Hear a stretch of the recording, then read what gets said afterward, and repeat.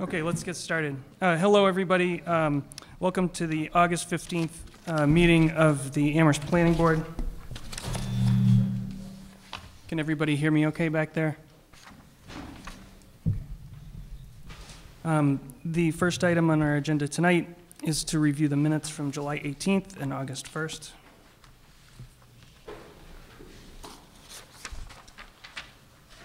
I'll make a motion to approve. I wanted to tell you that you just received the minutes for August 1st this afternoon in your email, so I apologize for getting them out to you so late. You may not feel ready to review those yet. We all had them in our email this afternoon. Is there anyone who wants another opportunity to review them before we approve them? We have a motion to approve both sets of minutes. Do we have a second?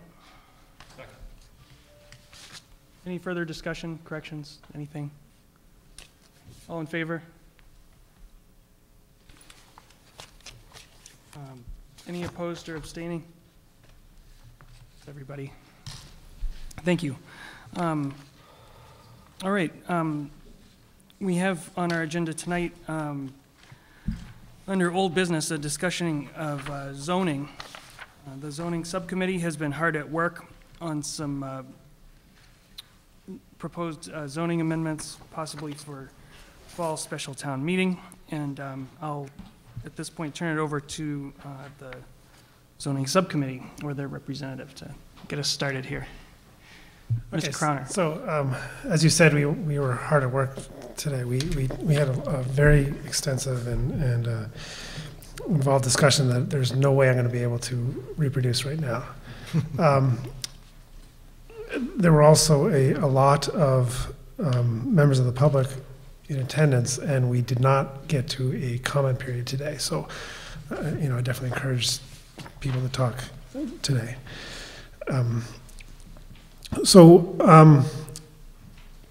What we started with was considering the functional family definition, because this really informs our understanding of how we're going to, if we're going to regulate specifically multi-unit dwellings or a rental, any dwelling as a rental. We need to know what a family is, so that we're not unfairly discriminating against people that we don't want to. So the demographics are changing such that households are not the same now as they have been in the past, and different combinations of people who are related and or not related. Excuse me a second, Rob. Excuse me, if you're going to have conversations in the audience, could you go out in the hall, please? Thank you. So we need to enable new kinds of household groupings to not be unfairly excluded from our housing market. But at the same time, we don't want to inadvertently broaden the definition of a family so that we're accidentally allowing large groups of students to move in. And so it's a fine line that we have to tread to create this amendment if we're going to do it. And so I want to emphasize that this amendment would not specifically address the rental problems that our other amendments or some of our other amendments would. It's sort of a balance against those. In other words, this amendment would not be a lifesaver. It would not be a protection, but it would hopefully prevent us from discriminating against groups of people that we don't want to discriminate against. So we're still working on that. We don't have something for you.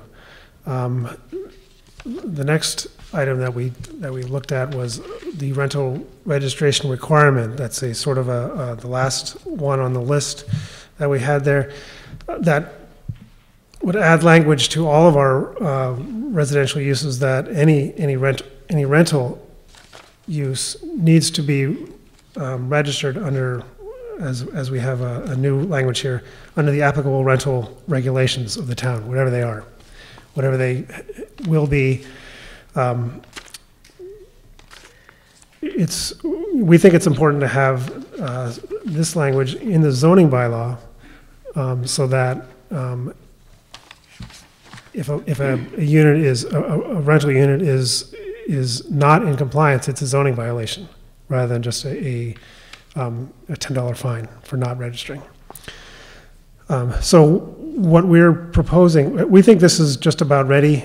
We have one little item that the zoning subcommittee was not able to come to agreement on, but otherwise, we think this is just about ready to go to hearing and make a recommendation on. So the dispute is, if you have the new language that was just delivered, it adds all of the residential uses to the list. This is in case any of the other amendments either don't go forward or fail at town meeting. We want to at least be able to have this language in the bylaw if we can. And so if we pass any of the other ones at town meeting, we just won't move every single item if necessary. Where we're hung up right now, and this is where we want direction from the planning board, is in the second sentence where it says registration shall be renewed as necessary. It's anticipated that some sort of permitting system will be in place, and so the question is whether we should add permitting to the language now or plan to add it later, or how important that is. So we'd like to have that discussion tonight. Otherwise, we want to go forward with that pretty soon. So finally, we're still really struggling with dividing 1 and 2 dwelling units into classes, how that's going to impact particularly homeowners who have a single-family house. How does that affect, how would dividing that into 2 classes affect their property rights and their use of their home? There's been a proposal to drop single-family homes from our list this fall, work on just duplexes, because that seems to be, that's like a double problem. That's 2 sets of students or twice the amount of students, potential renters. Work on that in the fall, see how that impacts the situation, and also the rental registration or the rental regulation system. It may not be necessary to work on single-family homes after that, but we have not made that decision yet. We're still considering whether to go forward with that or not. So we have not really. We're still grappling with the issues in duplexes and single-family homes, the issues of what is an owner, what does it mean for someone to be living in the house, what does it mean to rent a house, or who should be in the house or not. There's still a lot of issues to be resolved, and so that discussion is still ongoing, and actually we need to hear from the public and from you. Okay, thank you, Mr. Connor.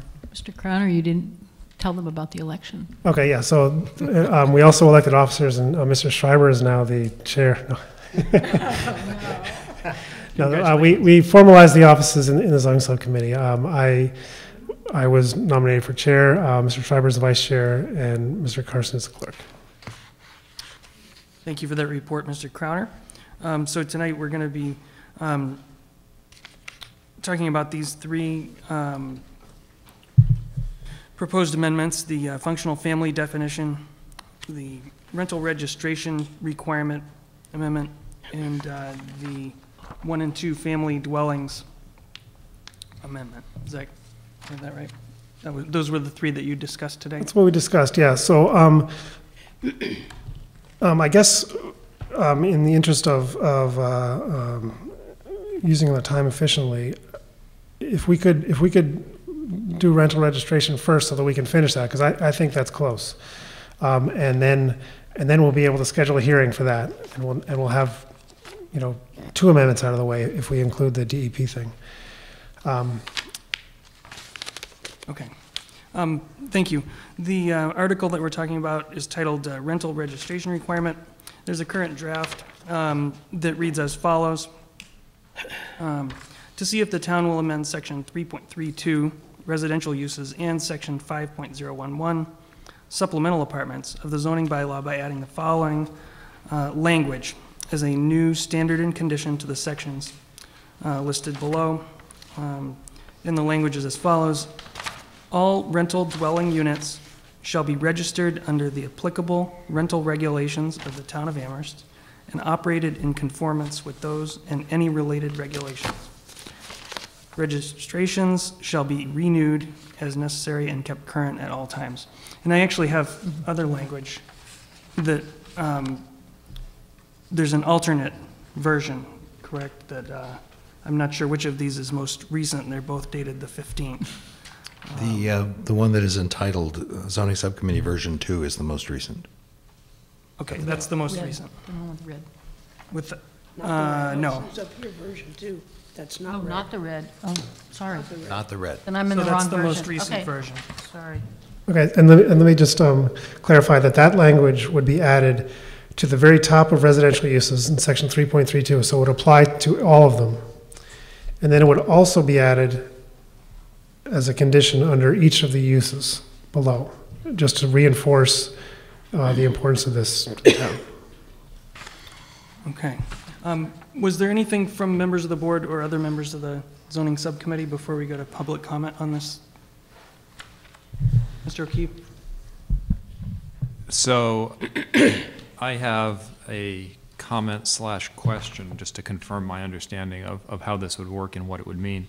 So based on the text and Mr. Crowner's description, it seems to me that it's important to emphasize that this would not in and of itself create or modify our rental registration system in any way. It would just add language to our zoning bylaw emphasizing that or requiring that in the case of zoning, this would apply to only newly issued permits or site plan reviews, would need to conform with that. And so the primary benefit, as I see it, as Mr. Crowner stated, would be to create a higher level of enforceability for it by making failure to register a zoning violation and not just a violation of the rental registration regulations themselves. Is that a correct summary? Absolutely. Thank you. I have a question about, you were talking about before the question of whether to include language about permitting in there. Did you have some suggestions for us about where that might go? Let me ask Stephen or Bruce to. I was going to suggest in the last sentence, registrations and permitting shall be renewed as necessary and kept current at all times. I can see that working. I think if I was going to add it in there, I would have it read, shall, in the first sentence, shall be registered or permitted as applicable, and then registrations or permits as applicable. In case there is a permitting requirement added, I think you could allow for both. Was there opposition to adding that language? It's not a question of opposition, it's a question of clarity. There is not currently a set of rental regulations that would issue a permit. So if we use the language permit in this, then there could be confusion unless we otherwise reference it with permits issued under the zoning bylaw. And there are no permits issued for rental uses specifically under the zoning bylaw. So it's just a question of when we put what cart in front of what horse, so to speak. Continuing the Amherst tradition of putting the carts before the horse. Why stop now? Why stop now, exactly. All right. Was there other comment on the permitting issue or suggested language? I mean, it seems to me, Mr. Croner. Yeah, so I don't think it's necessary. I think the language as it exists assumes permitting, so I don't think it's necessary, and so rather than confuse the issue, but I don't care either way. If the language, if the board decides to put permitting in there, I'm not going to vote against it. I just don't think it's necessary. Yes, Ms. Anderson. I have a question. Having attended the Safe and Healthy Neighborhood Initiative meeting, my first one last week, where there's a group of town staff working on a number of things having to do with, you know, everybody's there, enforcement and the building commissioner and Chris and Jonathan. And, you know, they're talking also about the permitting, you know, this is just the data collection that Julie, the health inspector, talked about before. It really doesn't have any teeth. It doesn't, except for maybe making it a zoning violation. I think when it says registrations, the last sentence, the first issue I have is registrations shall be renewed as necessary. To me, that's, as necessary might be, is very vague. Maybe it should be As required. kept current or required or annually or something to that effect, because as necessary to me and as necessary to somebody else might be very different. So I would just ask that we make it clear. And I also, in the bigger picture, I think it's the permitting for what I envision as the next step is every single rental property in town that's getting money for rent, regardless of its, you know, all the definitions. At some point, there will be a registration permitting process. The town's not equipped to do that right now. I mean, that requires a lot of labor, and it's very different. I just wouldn't want to confuse the public at town meeting with what this is and what it isn't.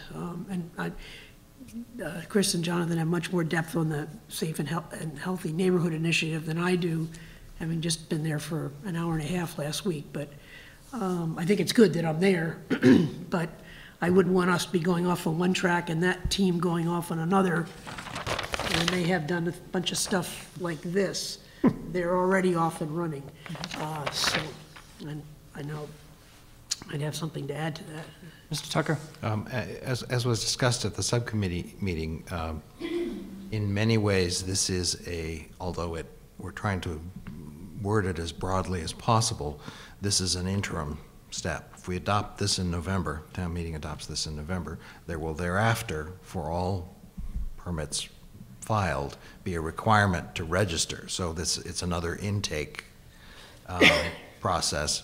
If somebody fails to register, we have additional enforcement tools between now and the time that the town would adopt rental regulations under the general bylaws.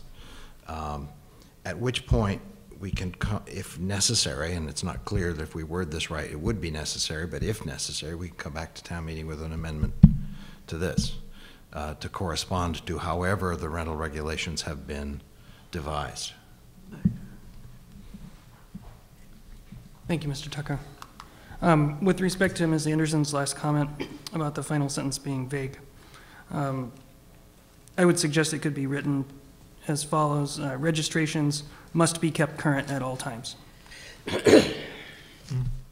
And that, you know, keeping current includes renewal. I think that might be.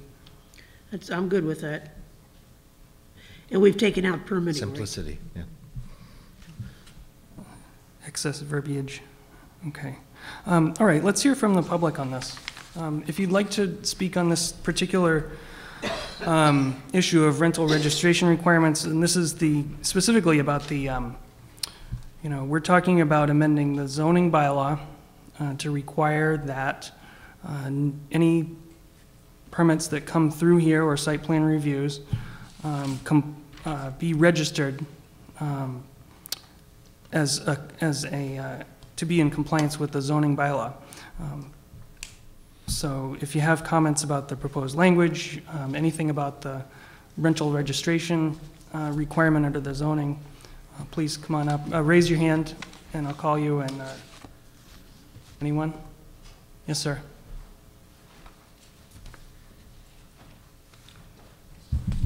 Yuri Fryman, Precinct 10. I wasn't sure, Ms. Anderson said that the permitting word is out of the, or is it in? I think we decided to leave it out, if I'm not Okay, that's all. mistaken. I mean, there wasn't any further discussion, but I didn't hear anybody arguing to keep it. Okay, that's, because it got confusing. People would be running around looking for something that doesn't exist. Right. You know, as a town meeting member, or, where's that thing, you know? Thank you, sir. Anyone else? Yes, ma'am.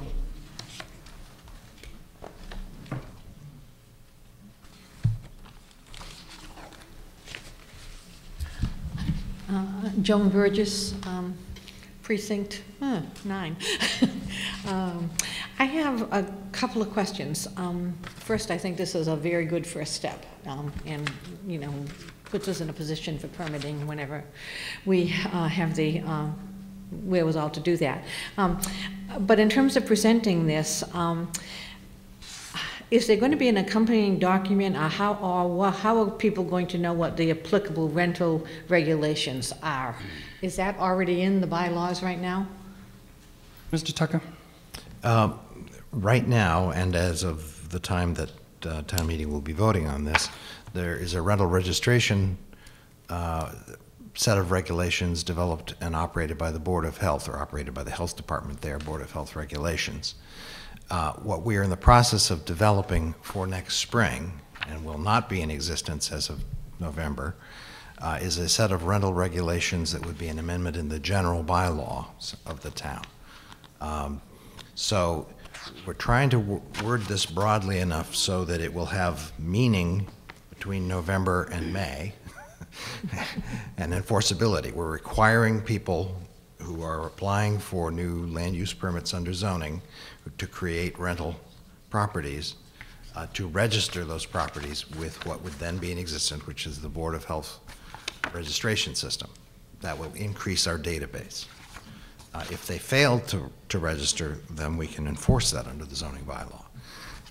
So in presentation of this thing, I guess to town meeting, would the existing regulations be accompanying this amendment? Because I think accompanying, if I may, accompanying each zoning amendment, proposed zoning amendment, is a planning board report that will describe the context and any associated regulations that are being referred to, and they may include the Board of Health regulations currently are fairly brief, so they could include a copy of that.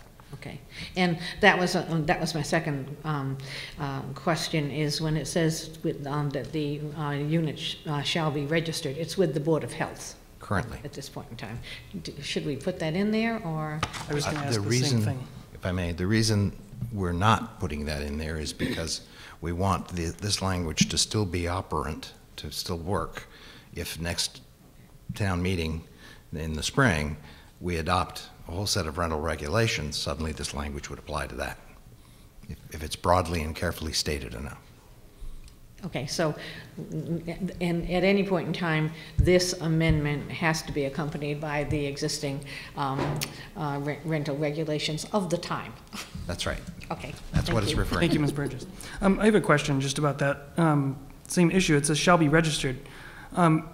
Who does the zoning subcommittee imagine shall be registering them? Is it the owner? Is it a property manager? Who, or the tenants? I mean, who is required to register it? Mr. Tucker? Currently, it is the property owner or their agent through the Board of Health regulations, because otherwise it doesn't have meaning. It's someone who is authorized by the owner or the owner themselves who registers the property. All right, I wonder if we need to, I'm just wondering if we need to switch this around a little bit. The regulations themselves, if I may, specify that. It's not, we're deliberately being broad here so that we're referring to somebody else's regulations that may change and have all of the details needed for the operation of that registration. We're not trying to establish that system here. We're just referring to it, whatever it will be. Oh, yes, Mr. O'Keefe.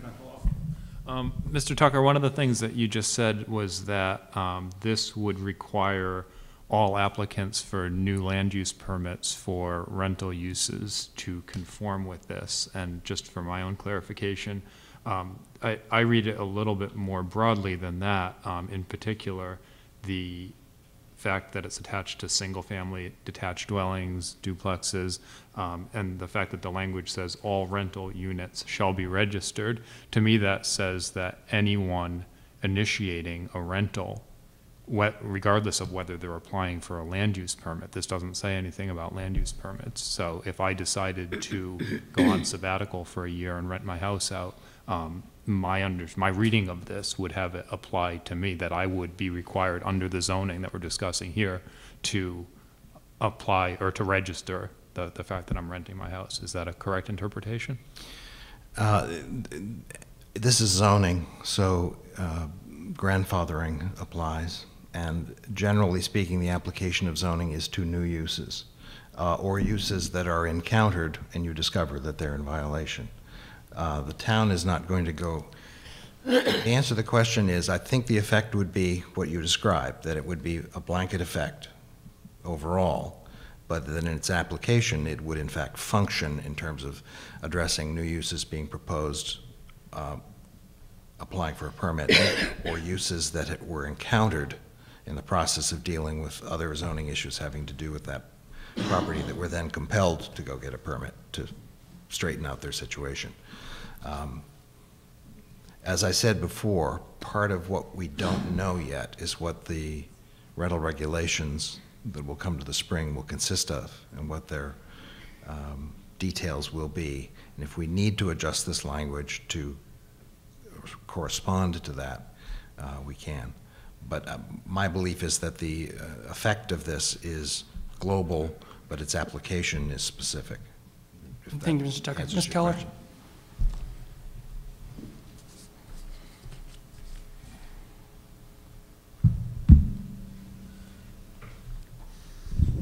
Janet Keller, Precinct 1.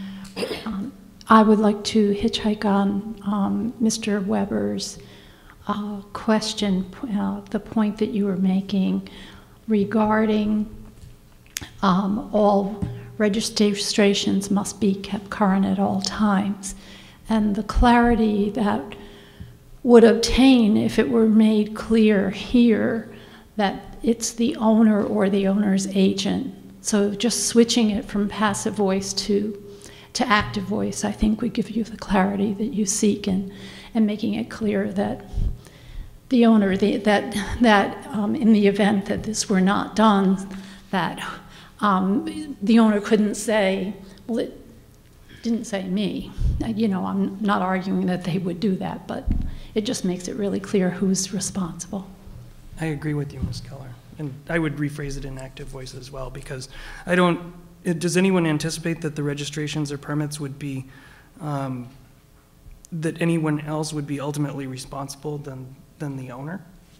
I mean, it's either the owner or their agent that's going to have to do this. I don't think anybody's talking about the tenants have to do it. No, that's correct. Mr. Crowner? But at the same time, presumably the rental regulations will say the owner must register, or the tenant must register. I mean, the regulations themselves will say who has to register. I'm not disagreeing that we should put owner in there. I'm not sure that it's absolutely necessary. Yes, Ms. Kruger. Sort of both Mr. O'Keefe and Mr. Crowner's comments.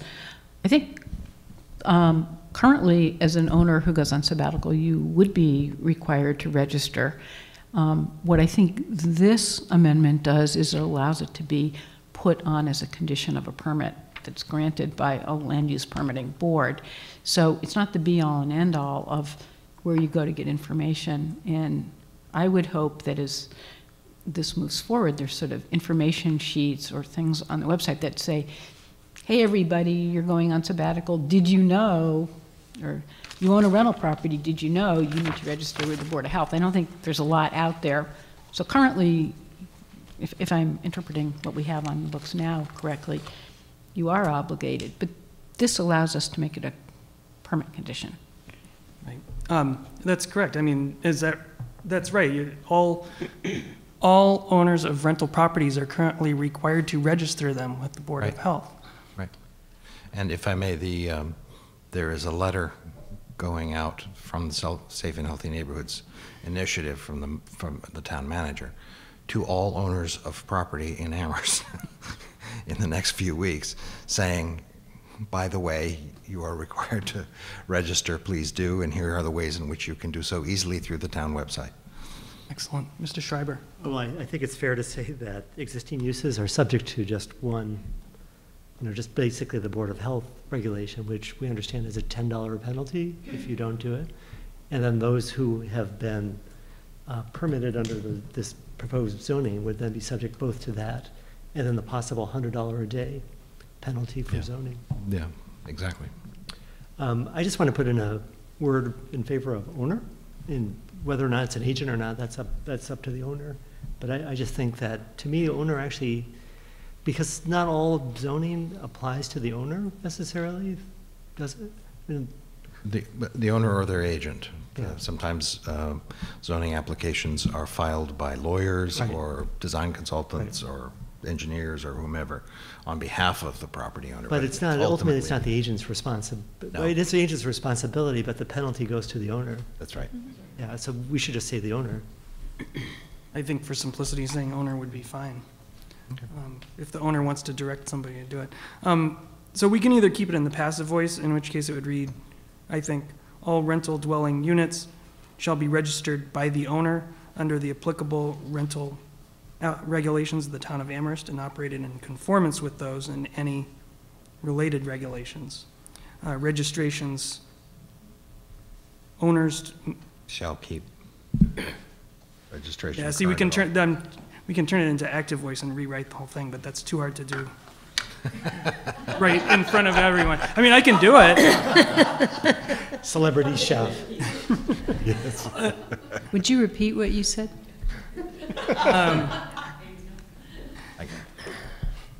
The owners of all rental dwelling units. Yeah, see, it's hard to do.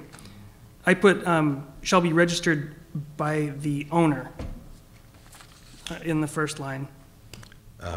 Parens S. There may be more Yes. than one. Yep. And then we can leave the last one as it is, because it's clear that owners is in there. That would be my take on it. Having introduced the concept of the owner, I don't think that you need to restate it in every single sentence. Well, Seems kind of onerous. In law school, in law school, they taught us to repeat as necessary your words in nauseating detail. So, I mean, I'm prone to verbosity, but I think in putting it once would be sufficient. Are you looking for a motion? Well,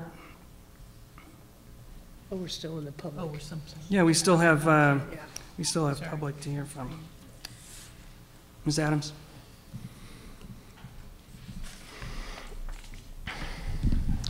Maureen Adams, Precinct 10. I understand that this registration is a movement beyond what we have currently, which is a voluntary system, toward what we're hoping for in the future by spring, which would be a permitted system.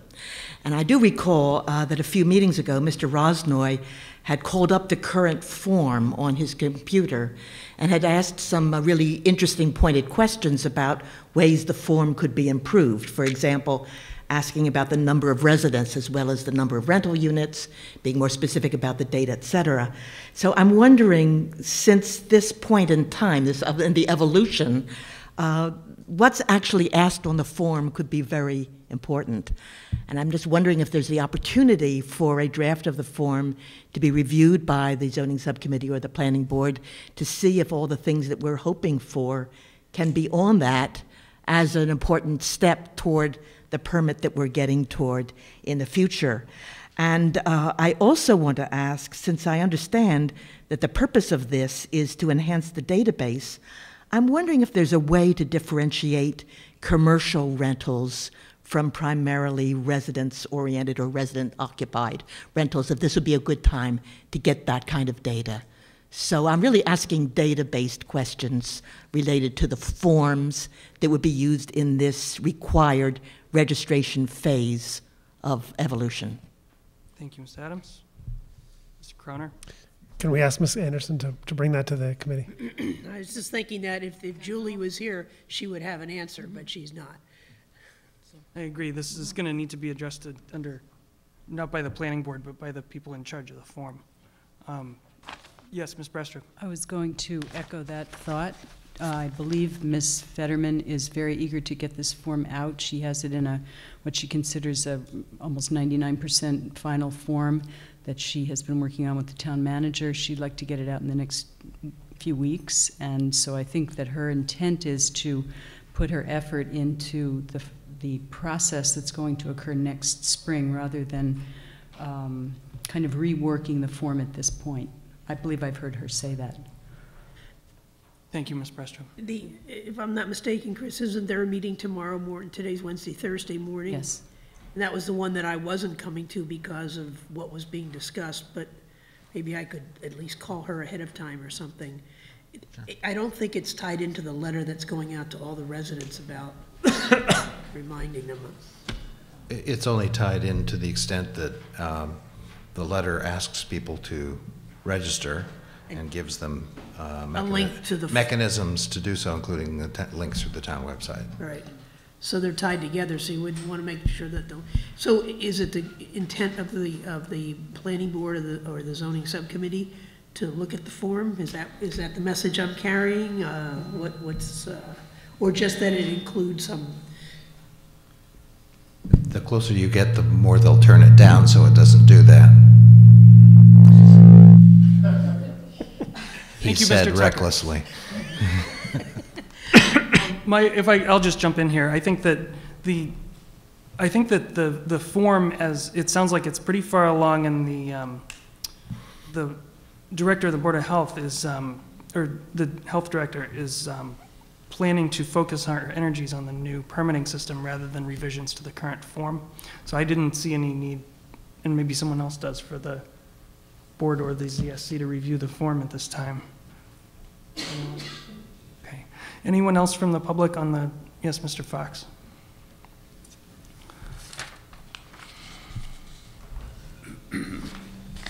Yes, John Fox, Precinct 10.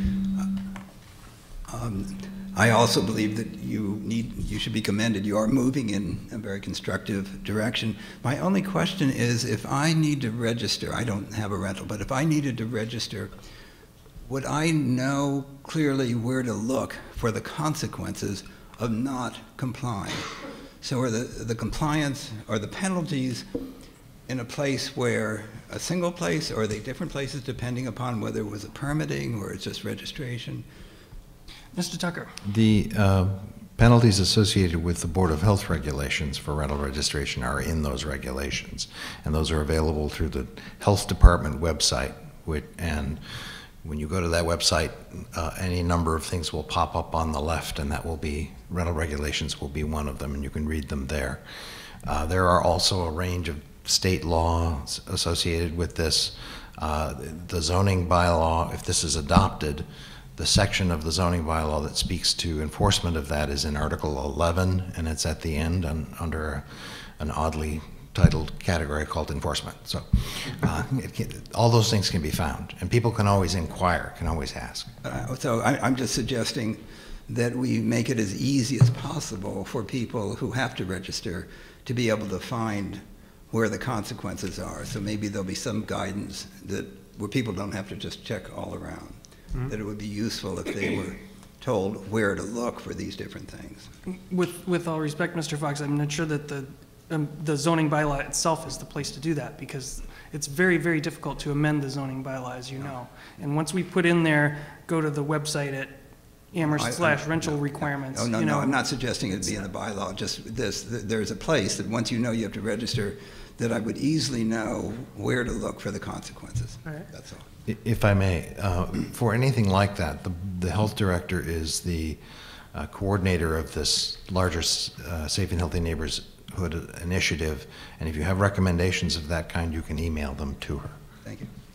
Thank you, Mr. Fox. I think, yeah, we would all like to see, if you Google rental Amherst, it would pop up with a form. But we can only do so much with Google. Next, and yes, sir.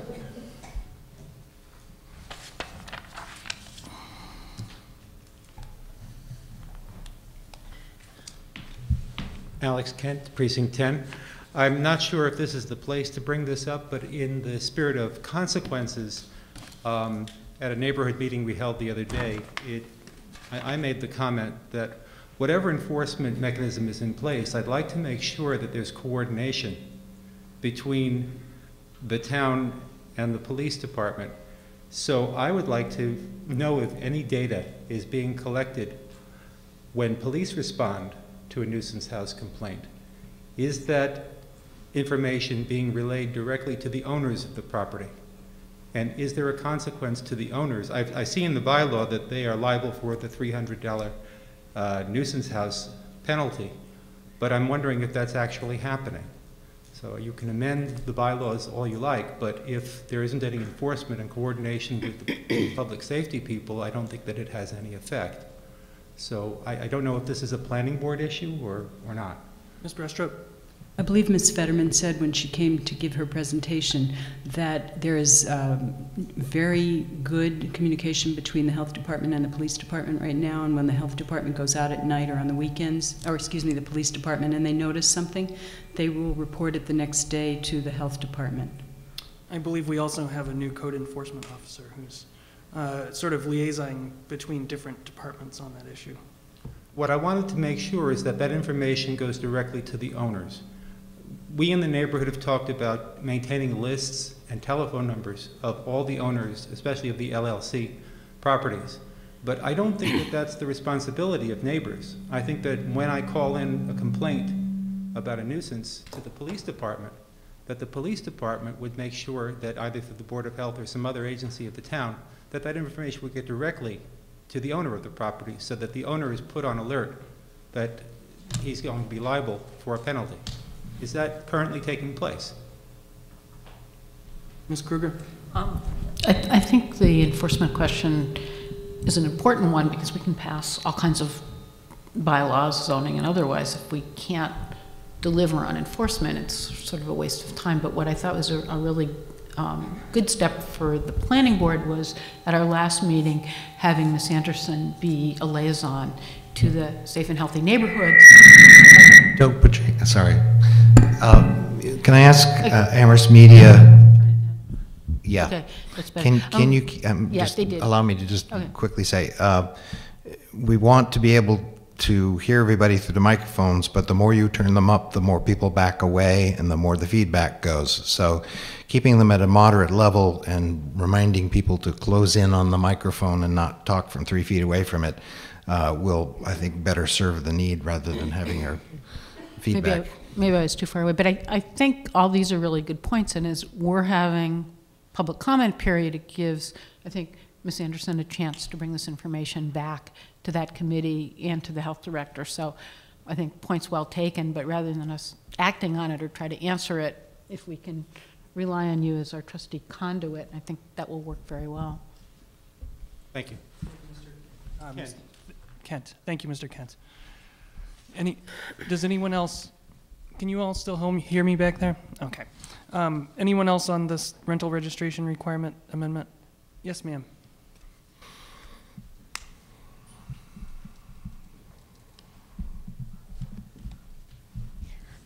Elisa Rubenstein, Precinct 10. I just want to be clear in my own mind that this is going to apply only to new situations where someone needs a permit to have a rental unit. Permit or site plan review. Or a site plan review. Right, because zoning amendments can only apply prospectively to Okay. new uses. So if this is an interim step, is there a vision in the future that under a permitting system, any rental would have to have a permit? Yes. Yes. And but that requires a general bylaw rather than right. in addition to this zoning bylaw that we're proposing now. Does this set a precedent of any kind that would make it easier for permitting to take place? Only in the future? If I may, only in the sense of preparing town meeting politically to then later adopt this. There's no legal precedent established by this for creation of new additional regulations. I can say it is the intent of the town to do so. Both the staff through the Safe and Healthy Neighborhoods Initiative, the town manager, and I believe the planning board. I think I'll risk saying that the planning board supports that as well. That's why we're all doing this. I just have one fear, is that opposition could be very strong to a permitting that would have to at first apply to everyone that has a rental unit. And I am wondering if there's any thought to having it apply at a first stage to people who have been in violation of either health, public safety of any kind, parking violation, code violation, that kind of thing, and have that come first. And that's just a point I wanted to make. Thank you, Ms. Rubenstein. Ms. Anderson? Yes, at the Safe and Healthy Neighborhoods Initiative meeting that I attended last week, the team that was meeting was very clear that they're aware of violators. You know, they see there's a property, they're aware of the, I'm not even sure they're comfortable with the term nuisance property. They might be looking for another word, but that there would be, you know, in the either the registrations, the drive-bys. If you're already a previous offender, you would be targeted for more frequent or whatever. That they're very aware of that, and they're going to work that into what they're coming up with, because they're looking at, just as I said, nuisance properties, rental registration, better coordination with police, fire, the code enforcement. There's a number of things going on at one time, more than just the rental registration. So I can tell you, I think it's they're all moving very much in the right direction, and maybe through our public meeting and you know, the planning board, the word will at least get out to residents that this is happening. You know, it's right now, it's all these good ideas that are being formulated, but not too many people know about it except those that are involved. And I think it's good to get that out to all of us to know that what's coming down down the pipe. Thank you, Ms. Rubenstein. And for our vast television audience, please tell your friends, tell your neighbors, register your rentals. Okay, anything further from the board on this? I have it reading at this point with my limited revisions. All rental dwelling units shall be registered by the owner, (S), under the applicable rental regulations of the town of Amherst and operated in conformance with those and any related regulations. Registration, (S), must be kept current at all times. Any further comment from the board on or changes to that language? Do we have a motion? So moved as just read by the chair. What are we? We're moving the rental registration requirements as for the language. Are you to a public hearing? Yes. To, thank you. Right. I'm sorry. Thank you. To hold the public hearing. Okay. So this was not technically a public hearing, just for the general public. You may not be able to tell the difference, but it's an important one. Duly advertised and posted. There's going to be an official public meeting now that we've ironed out all the details to approve this. So that's the upshot of it. Was there a second? I'll second. Go ahead. Yield to. I'll second. All right. All in favor? All right. We will have a public hearing scheduled on this amendment. Moving right along, we kind of did things a little out of order here, but I think the functional family definition is the next one we should probably address here. Mr. Croner actually brought it up first, and I inadvertently skipped over it, but we should have a revised language. I'm not sure I have, Mr. Tucker, can you tell us what the most current version is at the top? The most current version, whatever its date, has attached to it a summary of functional family definitions from across the country, university and college towns Okay. across the country. I believe it says it's the July 14th. Yes. Okay, so there haven't been any, can someone from the zoning subcommittee remind us what the issues the planning board should try to address with this are? So the issue is that we're not sure what exactly should be included in the list of characteristics of a functional family. We discussed some things that I can't find my copy of it, but anyway, there's a list of things. Oh, there it is. 12.143 that lists the characteristics of a functional family, and some of them we think maybe should be stronger. Maybe they should be more broad. Maybe there are other factors that should be included. Maybe some of them are not appropriate.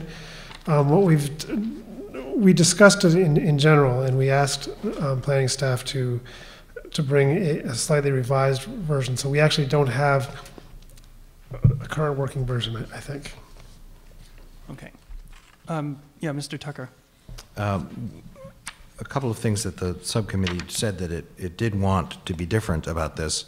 One is that in discussion, two things. First, that the description of the category include broader language about intention and broader language about what constituted a cohesive living unit, so as to keep this allow for as much discretion and range of possibility as possible. And then to the extent that characteristics would be listed, then they probably would need to be in order to say this is one and this is not one for the enforcement folks, that those characteristics should include but not be limited to the following. And we're going to take, if you have as your reading between now and next time, all the summary of the rest of these. There are a number of these that speak to intentional households. They speak to the different characters of aspects of family or household, and what we're going to try to do is recraft this so that it blends those qualities rather than becoming a simple enforcement tool, which in some ways, although this needs to be enforceable, is not really the intent of this. The intent of this is to broaden the base so that we do not, in the process of enforcing the first three categories that you can see on the amendment, exclude households that are in fact functioning in the ways in which the community anticipates families would function, whatever that is. We also talked briefly about one of the things we had in fact considered 2 years ago when there was a citizen petition by a former student to do away with the foreign related because they wanted to broaden the possibility and to an extent speak to some of the issues that this attempts to address, was to take the term family out of it entirely and instead to use the term household. Back and forth on that.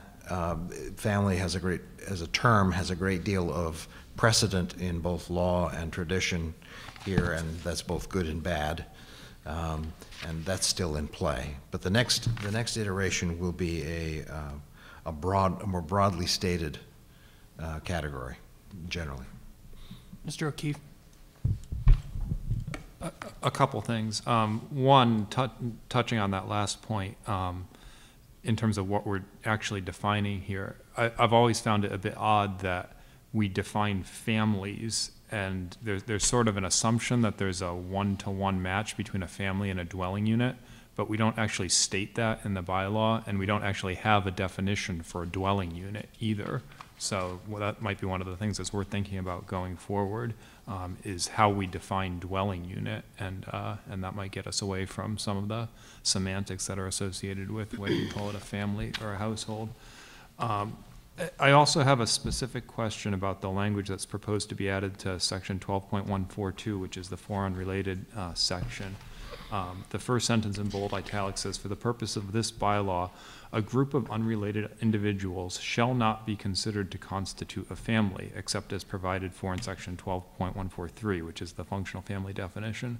And so my question is, if 12.142 essentially defines a group of unrelated individuals not to exceed 4 as being a family, what does that next sentence in bold italics actually mean in saying that they're not a family? This speaks to the dilemma of terminology between using family and household. And the subcommittee might well want to consider whether we want to make that shift. And that would be a shift not only here, but elsewhere in the bylaw in terms of the names of the different categories of uses. I mean, right now it's single, family, detached, et cetera, et cetera, et cetera. If I may, my question though is whether we call it a family or a household, or a dwelling unit for that matter, what we would be doing by saying a group of 4, or not more than 4 unrelated individuals is a household. Let's use a neutral term there. And then having a sentence that says a group of unrelated individuals shall not be considered to constitute a family / household / dwelling unit. To me, that almost says that unrelated individuals cannot live together in a dwelling unit unless they function as a functional family under 12.143. It should say under 12.141 or 12.143. It should be broadened to, if you're trying to contrast it, you need to contrast it specifically to all of what you're contrasting it to. But I wouldn't use the term, actually. Would it help to add the phrase, a group of unrelated individuals of more than 4? Oh, right. Because what we're really talking about is a group that's larger than 4 unrelated, right? Well, let me Not just, under that I'm just going to, category. if I may, just take a step back. Mr. Tucker, did you say that a substantial revision of this language is underway? Yes.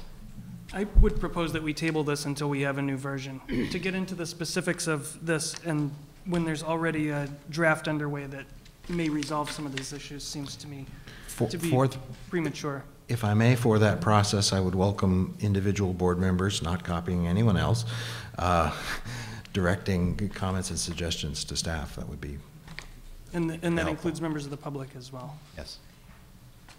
Ms. Kruger. Just one, and I think Mr. O'Keefe, that was a good close reading on the text, but just one thing that Mr. Tucker didn't bring up that the subcommittee asked to be considered was to be really clear that, at least what I heard, that you didn't have to go to the building commissioner and get approved as a functional family before you could sign your lease or buy your house. That there was a presumption that you were a family, and should there be complaints or violations, the building commissioner would then have some enforcement authority to request certain documentation. But to be very clear in the language that you weren't having to go get your gold star as a functional family before you could do a property transaction. Thank you, Ms. Kruger. Actually, it's a green star, but never mind. Mr. Chair? Yes, Ms. Anderson. I don't know if this is a really silly question, but this, asking, I guess, the zoning subcommittee or the bigger picture, what is it about this language that's making something better? What is it that this is accomplishing that's helping to solve our problem of too many people in one house? I guess I look at it completely differently. Rather than trying to do a definition, and I prefer household over family because I think family has politically charged connotations. There are state regulations, or the health regulations or building code regulations that have to do with the number of people permitted by square footage. You know, if you have a 3-bedroom house, the number of bedrooms in the unit dictate the amount of occupancy, not the number of bathrooms, the number of bedrooms. And that's where the septic regulations kick in as well. because they're regulated by that. But I'm just not sure what all this is accomplishing. As I said, it might be a very far-out question, but I don't get it. If I may? Thank you, Ms. Anderson. Let's hear from Mr. Schreiber first. I was just going to make a comment about the use of the word family, and I understand the problems with family, but on the other hand, I think that single family, two family are, really a standard for describing dwelling units. Yeah. And I'm thinking of the International Building Code, which has a 1 and 2 family building code. I don't have a copy in front of me, but I believe that's what it's called. So I hope that we can use that simply as standard language, even if we have to make references that by family we mean household or by, but in other words, I hope we don't reinvent or take away the word family because of its connotations, because it has other connotations that are very important. I think we can accomplish the same thing by adding, for instance, the phrase, an individual residing in one dwelling unit as a single household. Just do that throughout and sort of shift the emphasis. To answer Ms. Anderson's question, this is not intended, except in perhaps a sort of a sidelong way, to directly address the same issues that the other amendments are trying to address. What this is trying to do is, in the process of enforcing those other regulations, we have currently these 3 categories to deal with, and that's it. And we don't want to force our enforcement folks or citizens in Amherst to shoehorn themselves into one of those 3 categories if they don't fit. So what we're trying to do is, in a useful and not too clunky way, the little clunkiness in zoning sort of, they go together, provide yet another path for intentional households that do not have the same range of intended or unintended consequences as groups of temporary households filled with people who are in the process of learning how to live in a house do. So some of the language that we'll be borrowing from these other categories speaks specifically to that, the distinction between what is intended to be a permanent household and what is essentially a temporary arrangement, fluid arrangement between people who have no particular association with one another except they go to the same educational institution or something like that.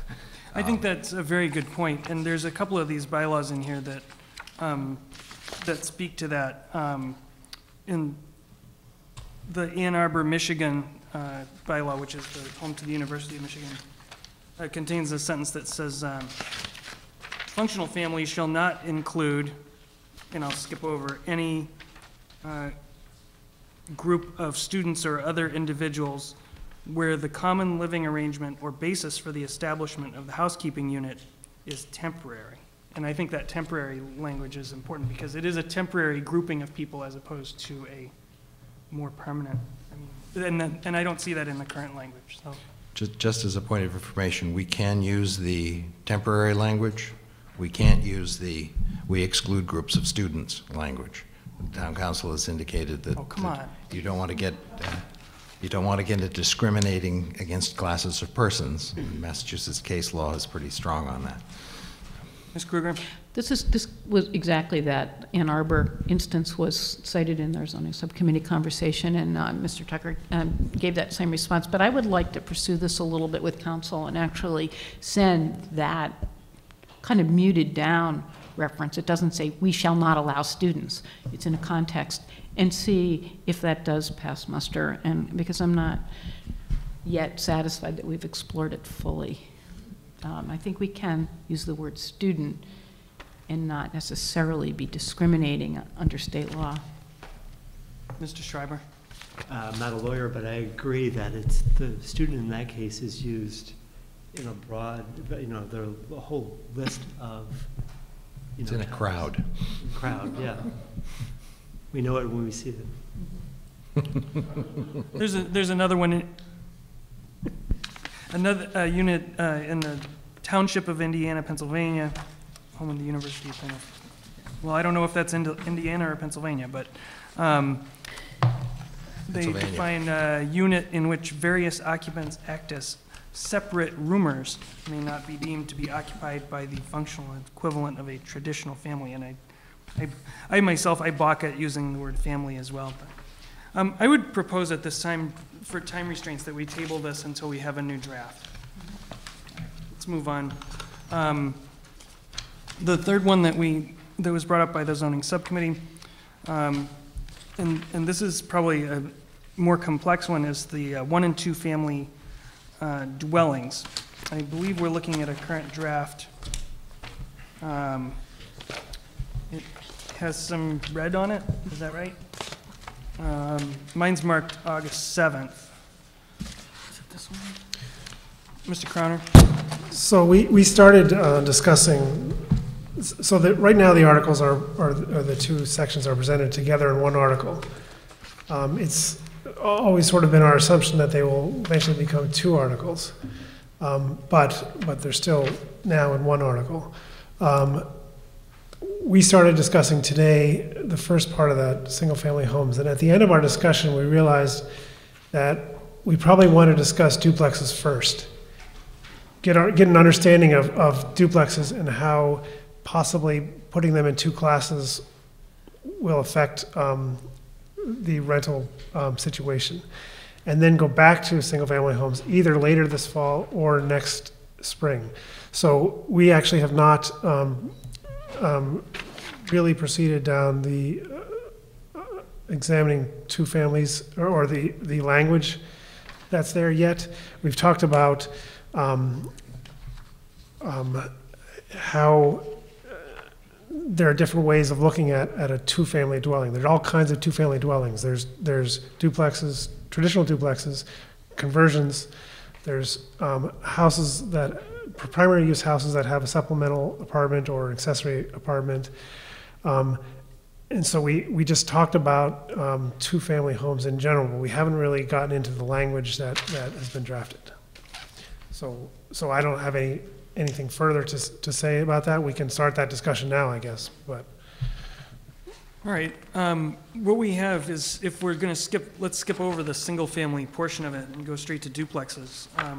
That starts on the second page under item B, which would propose to amend section 3.321 of the zoning bylaw. And I'll just summarize. The current definition talks to the definition of a duplex. And we would, I guess, add under this a new definition of duplex. Is that correct? Yes. And it would say where the 2 dwelling units are arranged side by side, and it describes some, this is similar to, wasn't it? Yeah, we proposed this language before. Right. If I may. Mr. Tucker? This amendment is doing 2 basic things. The thing that we've been talking about here is that it divides it into 2 classes of duplexes based on owner occupancy and whether or not it's a rental, and regulates them differently. The other thing it's doing is something we attempted to do before, which is to address what a duplex is as a land use, as distinct from a converted dwelling, which is why there's another converted dwelling amendment in there, and as distinct from, just in terms of land use regulation, what they are. We have had a disjuncture in interpreting what a duplex is because of the scarcity of language in the bylaw previously, and people had been proposing, and in some cases had gotten permits for what were essentially 2 single-family residences connected by a breezeway, or sometimes barely even that.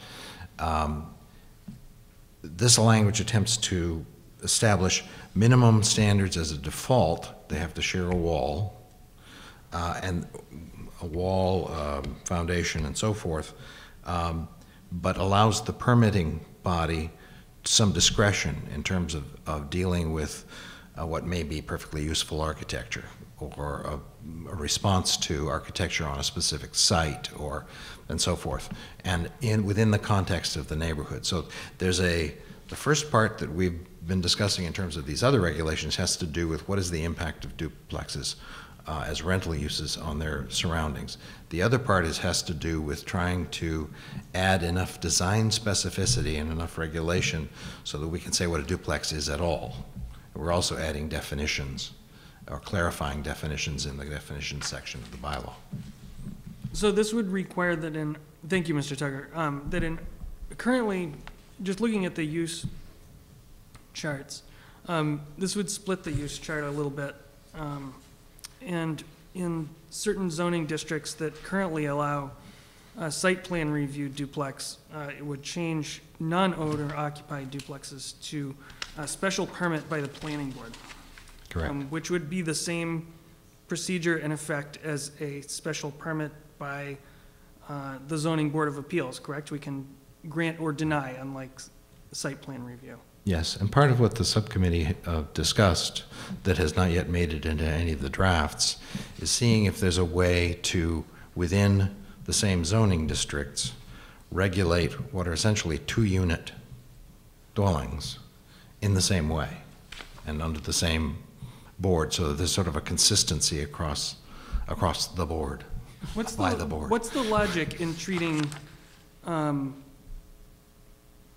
converted dwellings, duplexes, accessory apartments differently when there's 2 or more dwelling units in a single building?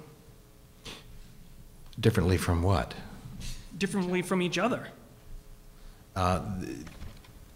First, they are distinct in many cases physically, or in the case of supplemental apartments, you're talking about a principal use with an accessory unit associated with it that requires because it's small and it is subordinate to the principal, and we argued about whether or not this is the way it should be, but it is a traditional way of approaching accessory dwellings that are accessory. It's not a second principal dwelling unit, it's an accessory unit.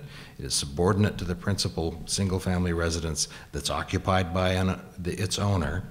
One of the two is occupied by the owner of the property. That's very different from somebody building a brand new duplex where you have 2 what are essentially single-family dwellings in a single building. That's different for other reasons from a converted dwelling that has gone from a single family to having a portion of it converted, of that existing structure converted, or an outbuilding converted to a second dwelling unit. In some zoning districts, principally the village centers, the bylaw mitigates against and discourages the creation of dwelling units that are of small number. Single-family residences are prohibited in the general business district. They're prohibited in the village center zoning district. Similarly with duplexes, because they're not dense enough. At least that's the presumption behind that.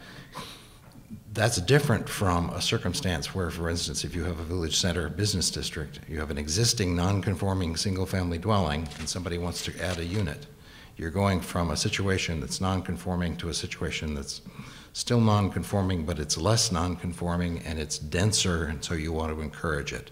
So in each case, there are levels of nuance and levels of community intent depending on what's going on. And what we're trying to do is see if there is enough commonality between them that we can regulate them in a similar manner, even though they are different uses. Thank you, Mr. Tucker. Ms. Kruger? I think you've brought up a really good point, and this is sort of a crux of a debate or a conversation we had at the zoning subcommittee, and one that Mr. Tucker and I have probably had on and off for 20 years. I did an attempt, a little bit clumsily, to do my own version of what it would look like if we use the same permitting method for all owner-occupied 2 families. So I might argue that those differences, though they may have a historic origin, don't really speak to the land use impacts. I mean, sort of like, why do we care how attached it is, or if it's a breezeway or not? That the land use impacts of 2 families are essentially the same and can be reviewed by the permit granting authority. So a 2-family is a 2-family is a 2-family. We have 3 or 4 categories of that. I think some of it is it relates to the history, and I wanted us to at least have a conversation about, are they really different, or should they really be treated differently? I think Mr. Tucker has some good points about why a converted dwelling is different than a duplex, but I see owner-occupied duplexes as a very positive thing, a very good kind of infill, serving a lot of functions.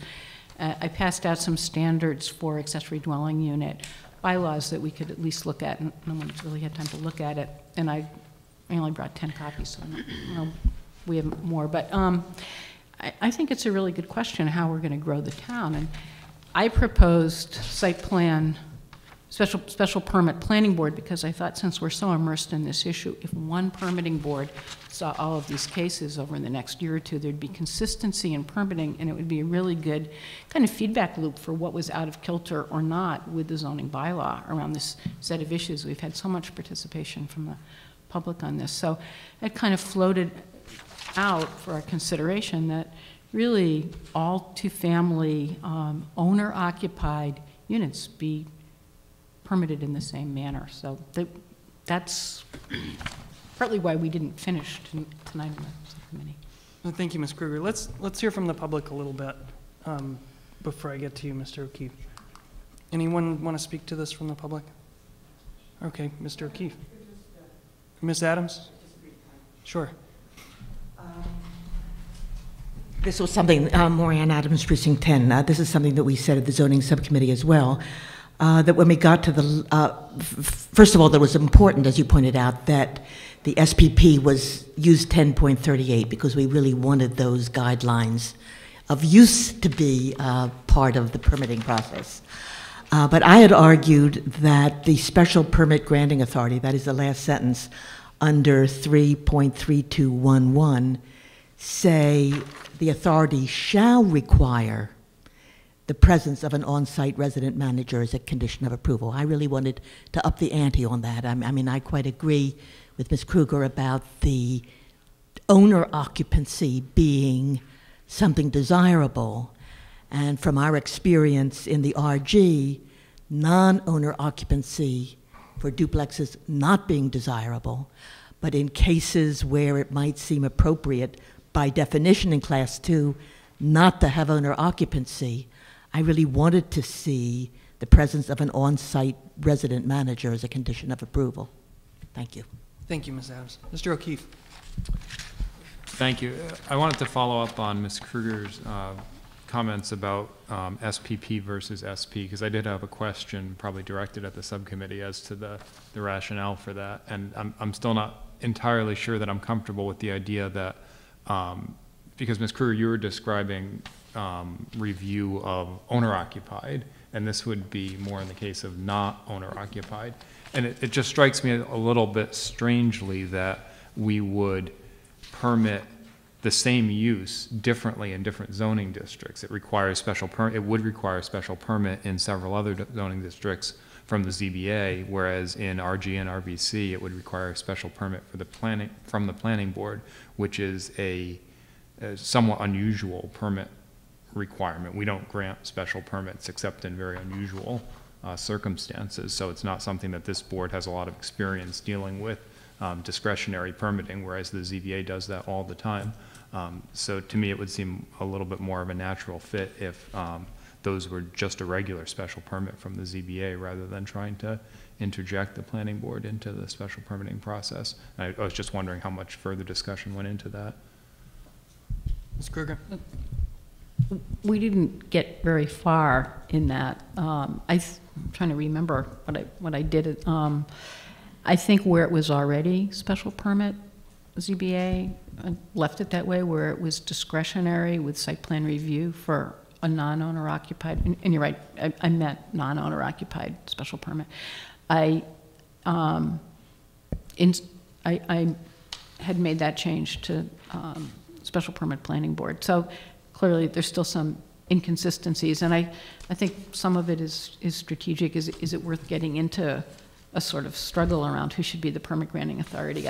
I think in general, I think the planning board would do a fine job administering special permits for a certain range of uses, and the zoning board is really loaded up, and we've got everything that's not by right with the zoning board special permit, and this seemed like a category that would fit for us at this particular time. But if it's going to be a political distraction around who gets to do it and that we're trying to grab something, it doesn't matter that much. It's more the distinction of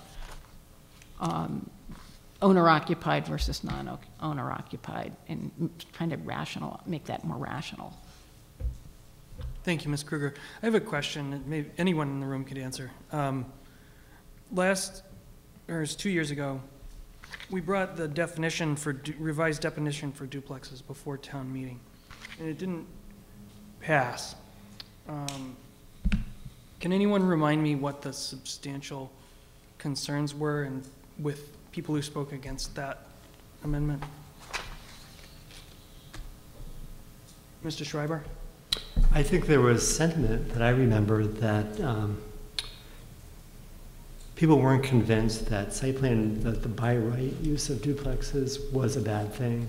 So in other words, I don't think that there had been enough data at that point that gave people enough cause to change it. Mr. O'Keefe? Furthermore, I think that there were concerns about definitions, what it meant to be an owner-occupied, who would be able to live there, issues with parents buying houses that are then occupied by their students or maybe other students. It wasn't I think that for some people it wasn't entirely clear how you would define the idea of an owner occupying it, whether that's permanent or temporary. There were all sorts of distractions raised around those sorts of issues that I think contributed to the overall sense of uncertainty about the article. And then generally privacy issues and property rights issues. So in other words, are we going to have neighbors riding on neighbors and things like that? Okay. So I think that it seems to me if those were the concerns that dividing duplexes into owner-occupied and non-owner-occupied does address some of those issues, at least as far as people who might be at town meeting inclined to vote against it. Mr. Tucker? I think there was also just some confusion that in some people mistook the proposal at the time as actually an attempt to increase the viability of duplexes, the conversion of duplexes in the districts where that was a concern. I think there has now, enough time has now passed that the tendencies and the trends in the community have become acute enough that people understand better how the bits and pieces of this work. Zoning is labyrinthine, and people don't. It's not an instinctive thing to understand. It takes a while to understand the layers. So there's a tension here between potentially, making duplexes more difficult to permit. And one of the goals of the master plan, which was to increase density in certain areas, and duplexes are a way to increase density on any given lot, right? Which allows for more open space for a given population. So there's a tension there that if we require by right, we're not changing a lot in terms of well, we are. For class 2, there would be no more by right duplexes for non-owner occupied units, and we would still, under this proposal, allow owner occupied duplexes by site plan review. Right. New or division of a single family into 2. Correct? Or would that be a converted dwelling? That would be a converted dwelling. Okay. All right. Ms. Rubenstein?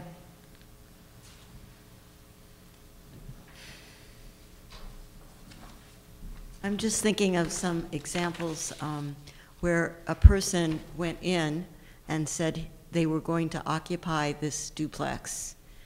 intended to occupy this duplex never occupied the duplex. And so is there any kind of language we can get in here that refers to, remaining owner occupied? Anything that would close that loophole a bit? Well, what about something like, if the owner moves out, they have to go get a new special permit. Yeah. That case would constitute a change of use, and to change your use without getting the required permit would be a violation of our zoning bylaws, which would be enforceable through the mechanisms that are already there. Can we say that specifically in here? Because it's not, I think, abundantly clear that that's the case. It may not be abundantly clear to people who read the bylaw, but it's abundantly clear to those who enforce it. You can't, if the use changes from, someone gets a permit to do a specific use, they begin that use, and then they change it, they're in violation of the bylaw, period. Ms. Brestrup? The only way that the building commissioner would find out about it, though, is if someone reported it or complained. In the current bylaw, there's no other mechanism for him finding out about that. Once we get rental registration, there will be a mechanism because the building officials will be more in tune with all of the rental units, but currently there's no way of enforcing it other than neighbors complaining. So it seems to me, and this is just my thinking on this, that we might consider requiring special permit for all duplexes, whether owner occupied or not. The logic being that if the owner then moves out, they're in violation of their special permit, rather than in violation of site plan review. A violation is a violation. Yeah. Doesn't matter what the permit is. Gertrude Stein, right? Yeah. Could you elaborate, Mr. Schreiber? You say? Ms. Kruger? Were you going to say something, Mr. I think he Schreiber? said something about Gertrude Stein. Oh, that was the two families. Mr. Chair, with all due respect, I would object to further downzoning to make all two families, including owner-occupied special permit. I feel like, for me personally, it's already difficult to downzone to special permit, even for investor-owner. I promote duplexes in all forms, in all municipalities, as a way to diversify housing stock, but in recognition of the crisis within certain neighborhoods, I'm willing to consider doing that for now, but with some reluctance. So to go way further and make owner-occupied duplexes a special permit would be very, very difficult for me to. Well, that was my question, and that's that tension. There's that tension. Okay. Mr. Fox?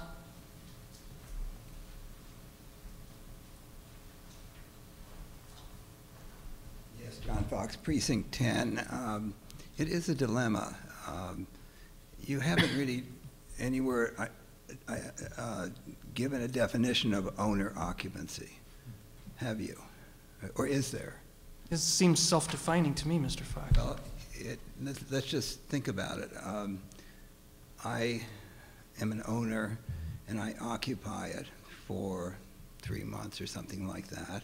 I've got a second home. I go to the second home for extended summer vacations and a little bit more. At what point can we say that you're not an owner occupant if we haven't defined what constitutes? And what you need is some definition of a continuing owner occupancy. And it's complicated. It's not easy. But I think that if you don't do that, what Ms. Rubenstein was mentioning is that clever people can play with this to get in the door and without people observing where you're going all the time, gradually have that less and less your place and fill it with the people that are going to be a problem. So I don't have a simple answer for you, but I believe if you don't address what you mean by an owner-occupant, that people can argue, look, I own it, I've lived there, I've got some clothes there, dog sometime is there. And The dog is the on-site manager. anyway, so I simply encourage you to think through lots of permutations. And just on something that happened before when we were talking about the difference of whether a group can be considered a family unit if they're not the conventional family, and you were talking about temporary versus permanent. Again, I could imagine that if a group of students, 6 students, 7 students, wanted to get together and say, we're permanent for 4 years, we're coming in as freshmen, we're going to sign a document that we're all together, and lay it out. I mean, as a lawyer, you can write up something that looks pretty permanent for 4 years. Is that permanent? If there are students that are that motivated, I have a hunch they won't be that bad as I tenants. totally agree. Well, Totally agree. Well, we'll see. But your point is well taken, Mr. Fox, and I'm going to let Mr. Tucker weigh in on this. There is an existing definition of owner-occupant in the zoning bylaw. One or more natural persons who, in their individual capacity, as distinct from any representative capacity, owns a whole or undivided interest in fee simple of certain real property, and at least one of whom occupies a dwelling unit thereon as his or her principal residence.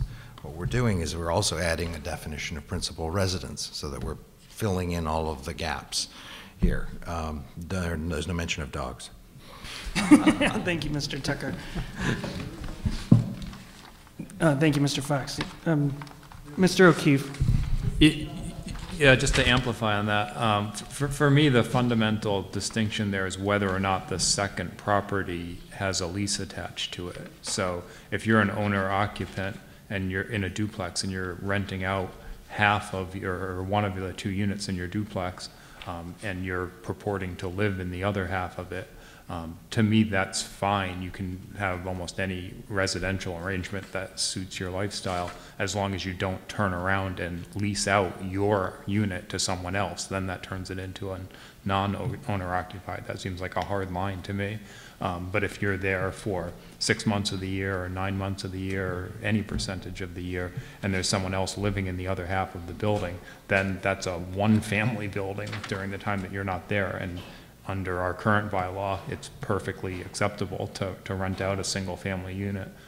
You just can't have 2 families in one unit. And so as long as that's not happening, I don't really have a big problem with whether or not the owner is physically on site for large portions of time. Thank you, Mr. O'Keefe. I'm looking at the residential use categories, which is not part of, I can't figure out which amendment this is of, but I have a piece of paper here that says residential use categories. It's just a listing. It's not an amendment.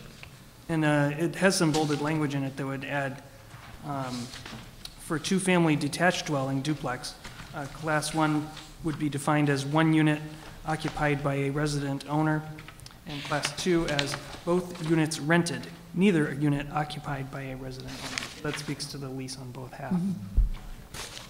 Okay, so I don't think we're ready for any type of moving forward on this just yet. Does somebody want to sort of chart a path for this amendment, Ms. Anderson? I'm going to chart a path. I just want to do a little housekeeping item. On the 1 and 2 family dwelling draft and the section A and section B, I just suggest that the last sentence, registrations shall be renewed as necessary and kept current, be changed to match the language we already agreed to. Okay. Thank you, Ms. Anderson. Ms. Kruger? I'll try to be really brief. Before we leave this topic for tonight, a couple things I noticed, and people have really brought great ideas and comments and energy to this over the many weeks, but I think there's some temptation to put everything in the bylaw that says, warning, there's this over here, or you might be violating that, and I think we can end up with bylaw clutter if we do that too much, and I understand the temptation to want to keep notifying people of certain things in other sections in the zoning bylaw and just to somewhat resist it. And the second thing is, I generally observed, when you make things so stringent because you're trying to get the couple of cheaters or dishonest people, you end up with a law that doesn't really work. I'm thinking of all kinds of entitlement programs we have, and you want a pretty good catchment. And if you make it, if you're only worrying about the cheater, and there always will be somebody who finds the loophole around, then you might not end up with a good law. Thank you, Ms. Kruger. Mr. O'Keefe? In terms of charting a path going forward, I would suggest that the path that we're on here is good. I'm very comfortable with the direction this is taking. I do have some reservations about SPP versus SP, as I mentioned, but that's a minor issue. So I'm quite happy with the duplex section as it stands now. I guess I would encourage the zoning subcommittee to just consider how this would be packaged at town meeting, the one article versus two, and also to consider maybe separating out the definitions into either a separate article or a separate motion, so that we don't face the situation of the necessary definitions going down with the ship if town meeting decides that it doesn't want to move ahead with the substantive parts of the article. Thank you, Mr. O'Keefe. I think that's a point well taken. I think that if we've learned anything, it's that taking things in small bites is easier to swallow. So let's see, we'll ask the zoning subcommittee to work on the language and bring it back when we're confident. You said you hadn't really. Well, I don't know. Maybe we're ready for a motion on this. Oh, yes, please, do come up. Irene Starr, Precinct 9. I have two questions. Following up what Mr. Fox was saying, suppose a faculty member owns a two-family house and goes away on sabbatical. That's the first question. And the second question is, does any of this relate to someone who rents a room out in their house? Let me address the second question first. No.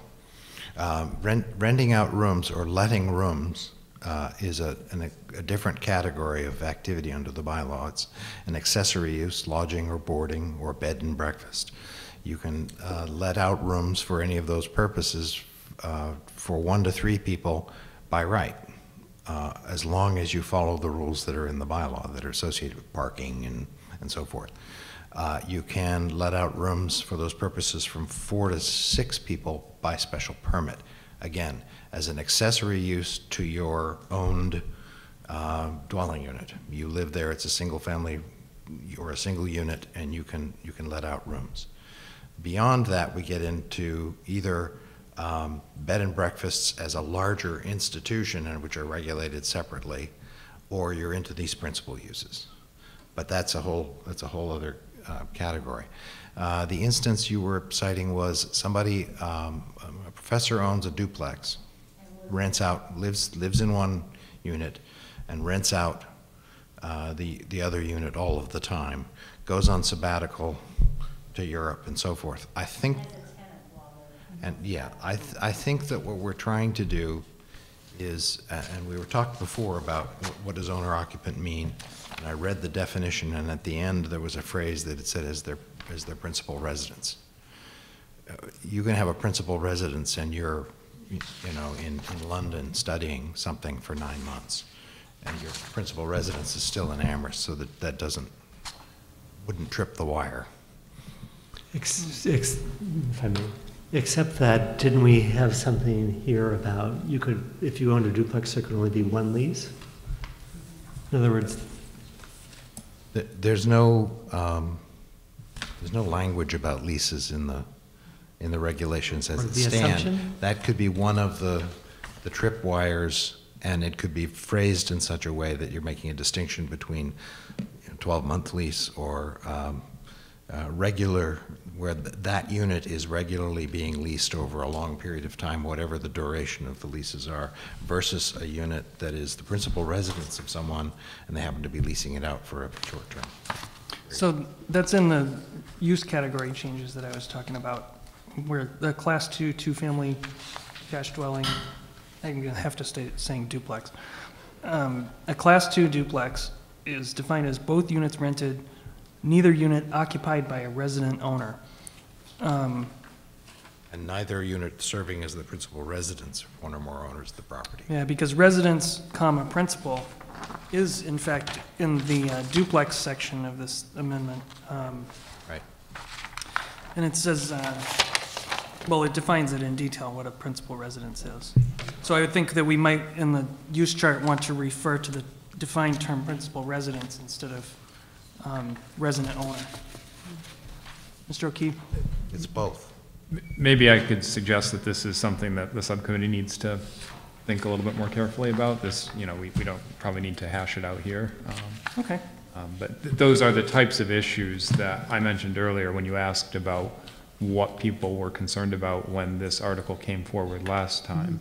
I cited that type of thing, and Mr. Fox brought up similar concerns as well. So I would suggest that the definition of owner-occupied is not maybe quite as self-evident as it might seem to be. And so we need to make sure that we have a pretty airtight set of definitions in terms of how that would work. Thank you, Mr. O'Keefe. I'm going to propose that we table this for now. Any objection to that? Okay. The next item under the zoning amendments is the DEP surface water supply protection, and we discussed that at our last meeting, and I think the only thing for us to do here is the little bit of housekeeping to move that it be brought to public hearing. So moved. Who moved? Steve? I'll second. Any further discussion? All in favor of bringing the DEP surface water supply protection amendment to public hearing? Au revoir. That, yep, that's unanimous. So we'll schedule. Roving aye. Thank you. Roving aye.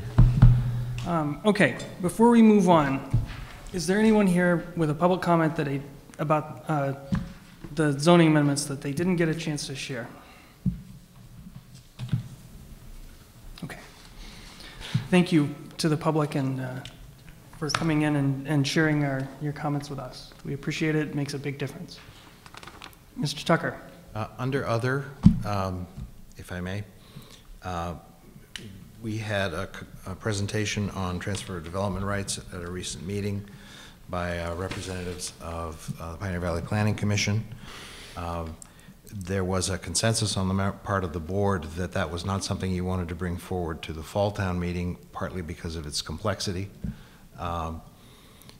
We were reminded in the interim by representatives of Pioneer Valley Planning Commission that the town, the persons of the select board, had signed a memorandum of agreement committing the town to try and bring this forward to a town meeting, and that the contract period for technical assistance on this ended December 31st. While I do not believe that we are required under any of that to bring it to the fall, and you can't bring something to the fall if it's not ready for the fall, I do think that it would be a sign of good faith if the planning board and or the zoning subcommittee would, every other meeting or so forth, briefly engage this issue so that we can keep the momentum going on it for the spring. It is something in which you have expressed interest over a period of years. We went and got funds. We hired Pioneer Valley Planning Commissions as consultants, and the town said it wanted to do this. So I would recommend that we, at a low burn, continue to work on this, even though we have these other very pressing priorities. Thank you, Mr. Tucker. I think I agree with you. We do need to make a showing of good faith with respect to the PVPC on the TDR issue. I think that we probably can put it on as an agenda item for discussion and public comment. Not to bring it to the formality of a public hearing yet, but to get a sense of where people are at. And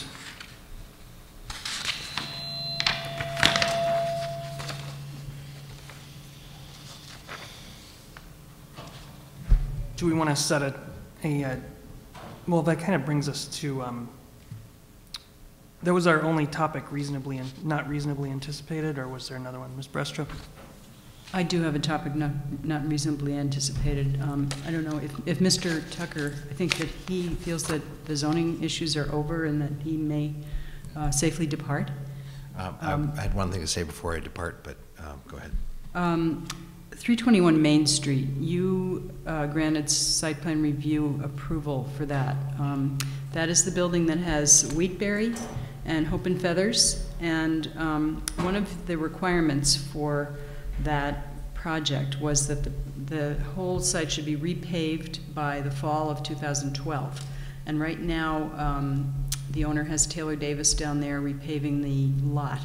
The question came up, the building commissioner brought up the question that there are two fairly minor, what I consider fairly minor changes that have been made to the plan. One is that they are proposing to move the handicapped space up closer to Hope and Feathers than it is to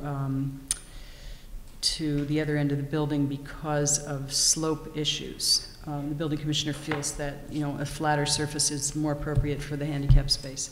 The other issue is that they're proposing to put in a curb, and in fact, I think they've already started to put it in at the east end of the building to separate the lower parking area from the upper parking area, because there's a big slope there and it just didn't work and people weren't able to get from the stairs around to the front of the building comfortably.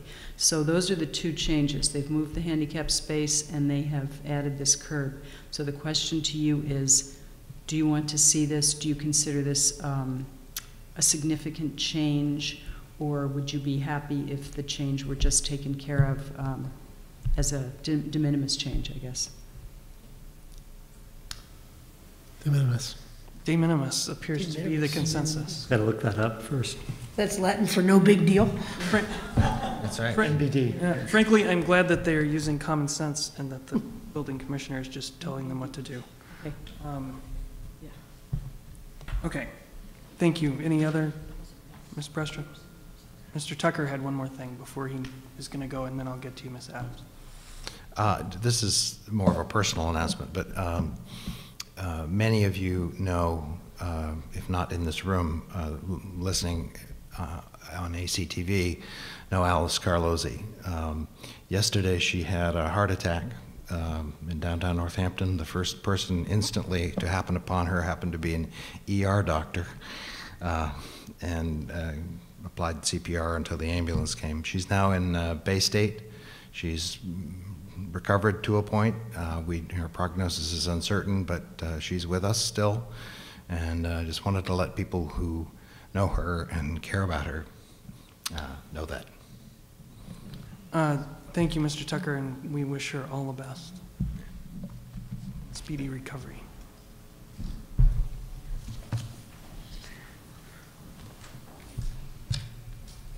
Ms. Adams?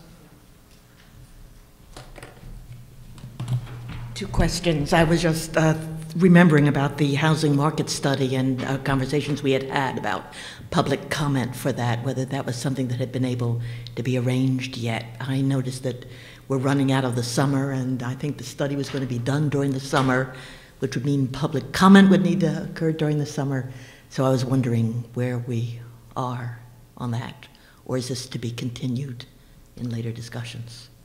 Ms. Brestrup? That is on the agenda for later on, but if you let me speak about it now, I think I can answer the question. Sure, why don't we move it up in the agenda? Please, thank you. The town has hired a housing consultant to work on the first task of the housing market study. There were 4 tasks outlined in the RFP, and the first task has to do with assembling data and then creating a housing production plan, which has to do with affordable housing. So we're in that phase. She is working with staff and also with the Housing and Sheltering Committee, and Ms. Kruger is is the Planning Board liaison to that committee. They are, I understand, going to make an effort to have public comment at their meetings, at least one of their meetings with the consultant. I don't know what the date of that meeting is yet, but that is their intent. Thank you. Okay, and just, yeah. Yes, Ms. Kruger, Partly sure. directed to me because it had come up at a prior meeting. The Housing and Sheltering Committee is going to meet on the morning of the 29th. I have relayed the request from the planning board to staff member Nate Beloy. I haven't had a direct response back, so I don't, he said he was going to communicate that, because I think this board requested that there be a joint meeting. So I don't know, but my understanding of the one task awarded, it's not less of the market analysis and more data collection and working with the housing committee on their production plan. So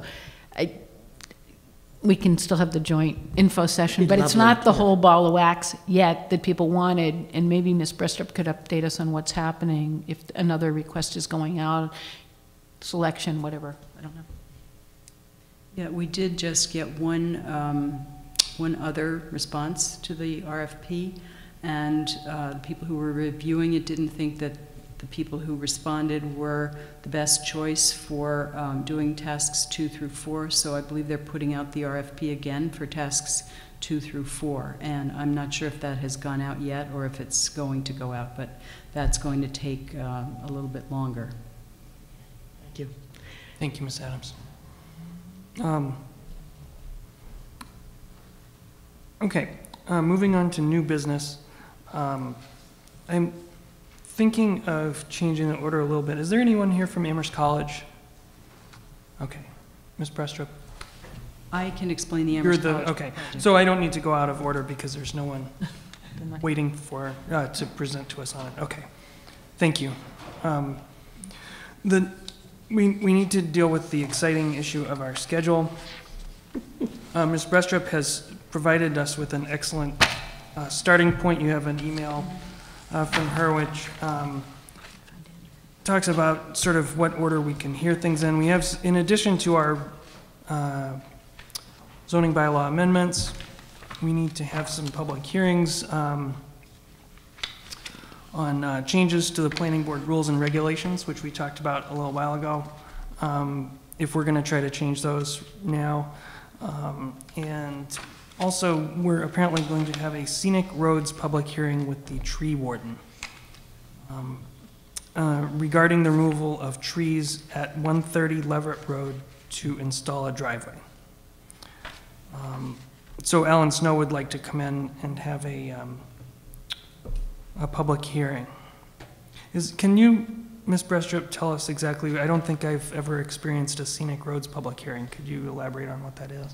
Yeah, state law allows the towns to establish what they call scenic roads, and when scenic roads are established, there's a requirement that when trees are removed from the scenic roads, if they're on public property, that they that the planning board hold a joint public hearing with the tree warden to determine whether these trees should really be taken down or not. And so Alan Snow, who is our tree warden, has come to us and requested that you all hold a public hearing with him to determine if this tree or trees should be taken down at 130 Leverett Road. And the people who are asking for this are, of course, very eager to have the public hearing as soon as possible. So my question to you was, do you feel comfortable having these 3 public hearings in one night? I understand that I'm not actually completely clear, but I think that you intend to hold the DEP water supply hearing on the 5th of September? Sure. And then we have the rules and regulations, which unfortunately we got postponed from tonight, but we need to take care of that. And then we have the scenic roads public hearing. So those would be the 3 public hearings that you would be asked to hold on September 5th. I would actually propose that we do, rather than the rules and regulations on September 5th, that we do the rental registration requirement one. That's going to go quick. We could, I mean, I don't see any reason why we can't get through 3 or 4 public hearings on small stuff. My question was, if we are going to hear from the tree warden about trees, do we need to go see the trees? Or will he bring a slideshow? I think you would be asked to have a site visit at some point before the public hearing, and I'll arrange that with the tree warden. So did you say that you would like to have the rental registration public hearing, the DEP public hearing, and the public hearing on scenic roads on the 5th, and postpone rules and regs? I think that seems reasonable. Does anyone have comments on that? I think we could do rules and regs too. I don't think. We can do that, sure. Still not. Yeah, we haven't, I think we still need to sort of, I'm not sure where we left that. I don't, I'm not either. well, we'll fix it then. So let's go ahead and have it. All four. Yeah. Is there any particular order that you? Tree warden first, please. Then, I think, DEP, then rental registration, then rules and regulations would be my preference. Good, thank you. Descending order of interest. Yeah, probably. I'm not sure I'm going to quantify it that way, but yes. Mr. O'Keefe? If you're trying to do it in descending order of interest, I would suggest that or ascending order of interest. I'm not sure what the sorting is, but more people will probably be interested in the rental registration than the DEP one. So by putting that one first, that would minimize the sitting around and waiting that people have to do. Okay, that's fine. That's just my guess. I see nodding heads all around. But so. after tree wardens. Yeah, definitely. Yeah. Tree warden first, rental registration second, DEP third, and rules and regs fourth. I just have one Yes, question. Mr. Carson. How would this affect the public comment period that we usually are supposed to start with now relating to the zoning subcommittee? Would we still start with that and then go to the hearing for the tree warden? That's a good question. You have, for your last two meetings, had zoning up front, and yet normally, historically, you've had public hearings up front. So now that you've got public hearings that you want to take care of, do you want to have those first and then have the zoning right after that, or the other way around? I'm just thinking of people waiting, from 5 o'clock to make a comment. Yeah, we didn't really, I think that it makes sense to continue to have the public comment up front. So may I clarify that you would have essentially what you have tonight, minutes, then old business zoning, and then you'd have the public hearings maybe starting at 8 o'clock? We'll do public comment, yeah, sure, minutes, then public comment. What about the zoning subcommittee report? And zoning all of those things that relate to zoning? Mr. Yes. Crowner? I think the zoning subcommittee can make an extra effort to have public comment that night, and not have an extra. We're going to do two things of zoning that night anyway. So maybe we don't need. Maybe we're not going to do any zoning work other than that night, and not have a formal report. Have the more informal report that we used to have that night. Go back to the old way, just for that night. Ms. Kruger? Oh, I was just thinking to sort of shorten it up, but I think the piece that's left that has a lot of interest is the duplex, two-family converted dwelling, and we'll be talking about that on the 29th, but that's not a planning board night, and we could take comment then, but we'll be reporting that back on the 5th. So if we don't allow any comment on that night on those issues, I just think if we might be, I don't know how to do, maybe we could have tree warden public hearing first, then zoning report with comment, and then move into the other zoning. So I don't know, I agree with you trying to streamline. Well, let's talk about timing. I see, I'm trying to just, in my head, think about how much time these require. I'm thinking tree warden, half an hour. It might be longer than that, I think. Well, for a couple of trees? Yeah, oh yeah. I think you'll be surprised. Yeah. How long have you lived in Amherst? All right, an hour. That puts our comment period from 8 to 8:30, and public hearings on the DEP rental registration and rules and regulations start at 8:30. Yes, Mr. Schreiber. Is it possible to start the meeting at 6:30? Why? Just to avoid this traffic jam of... Yes. It seems that the zoning subcommittee has a lot of work to do, and they work between 5 and 6:30. So to have the planning board meeting start right at 6:30 would be awkward for staff as well as zoning subcommittee members. So I think we kind of need that transition period.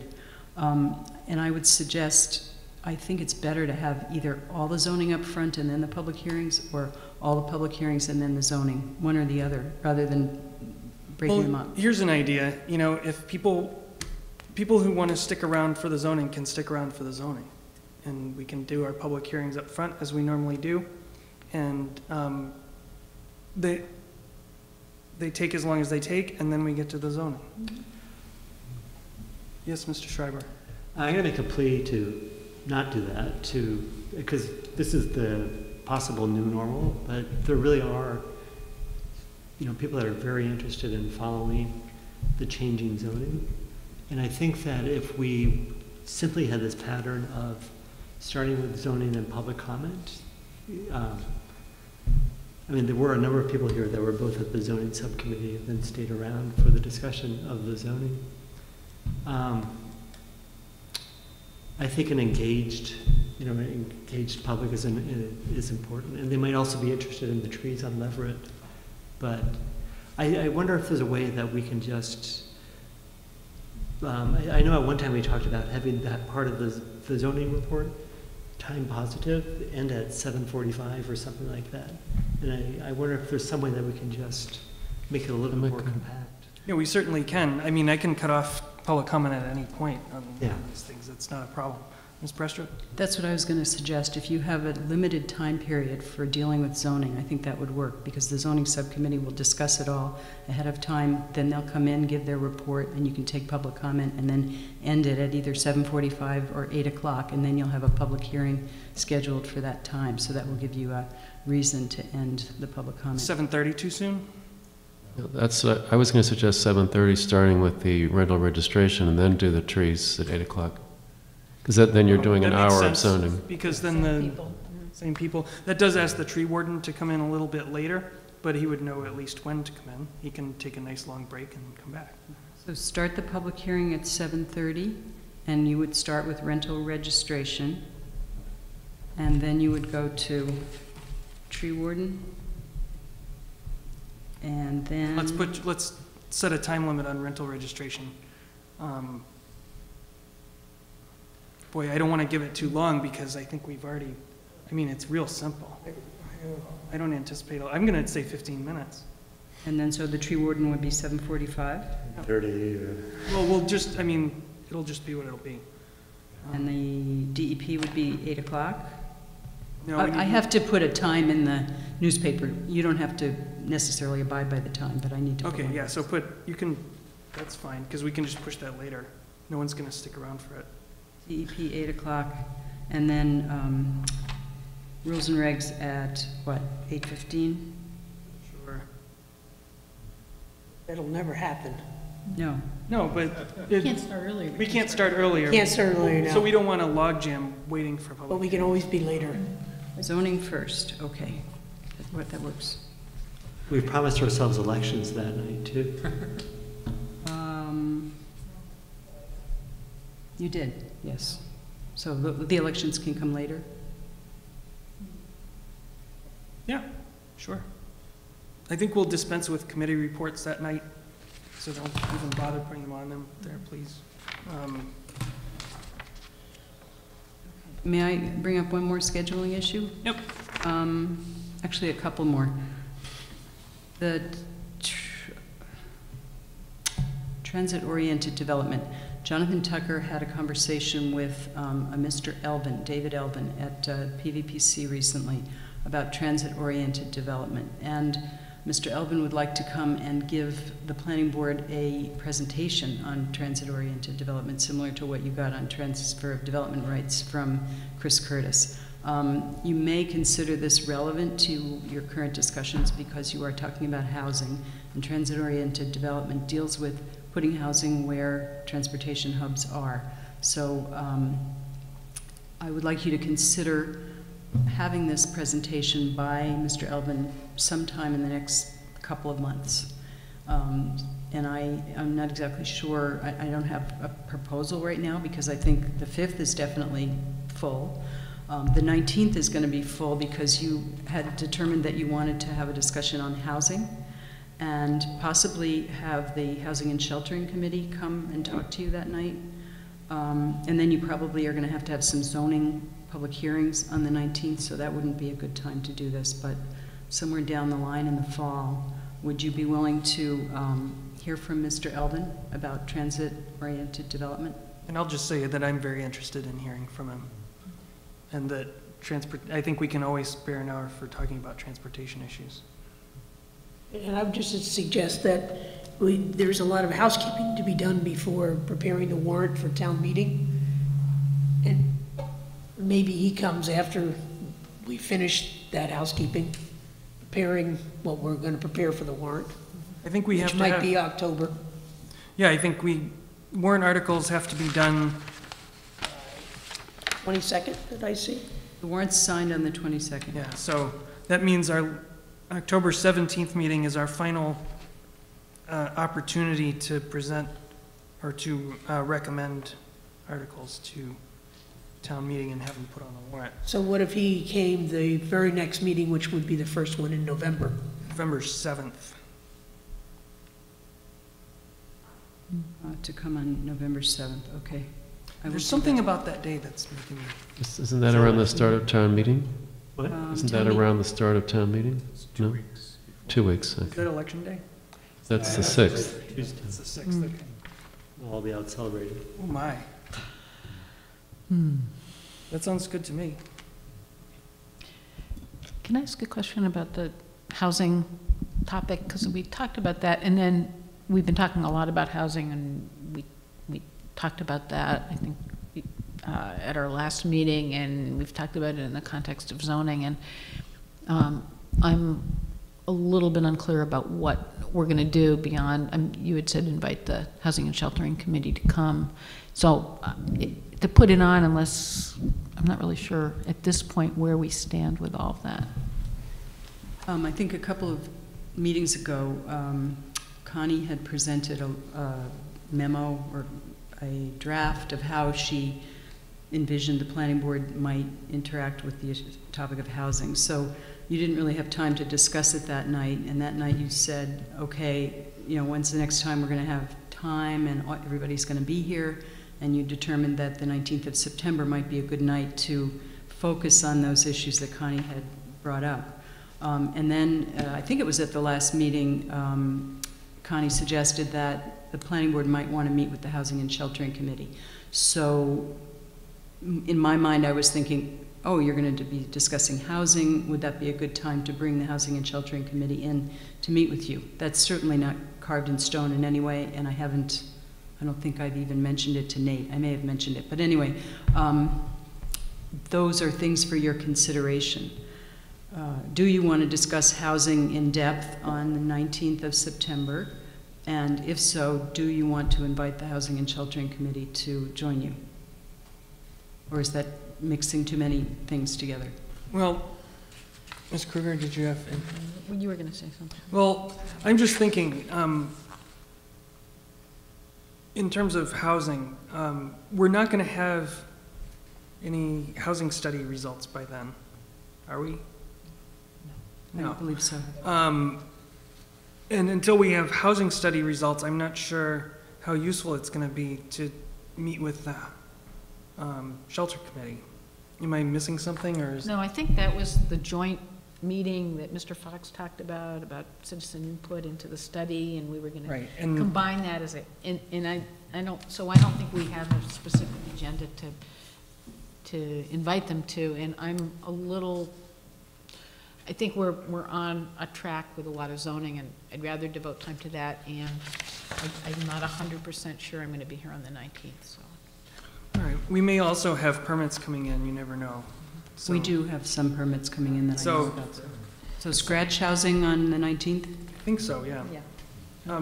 We can we'll leave that open in case maybe we can squeeze some of these other public hearings in on the other amendments on that night. Mm-hmm. Get them in early. Mm-hmm. Yeah, I don't think zoning. But we're not going to decide that now, but leave it open on the housing. Okay. Good. So I defer that. All right, thank you. Oh, good night, Mr. Schreiber. All right.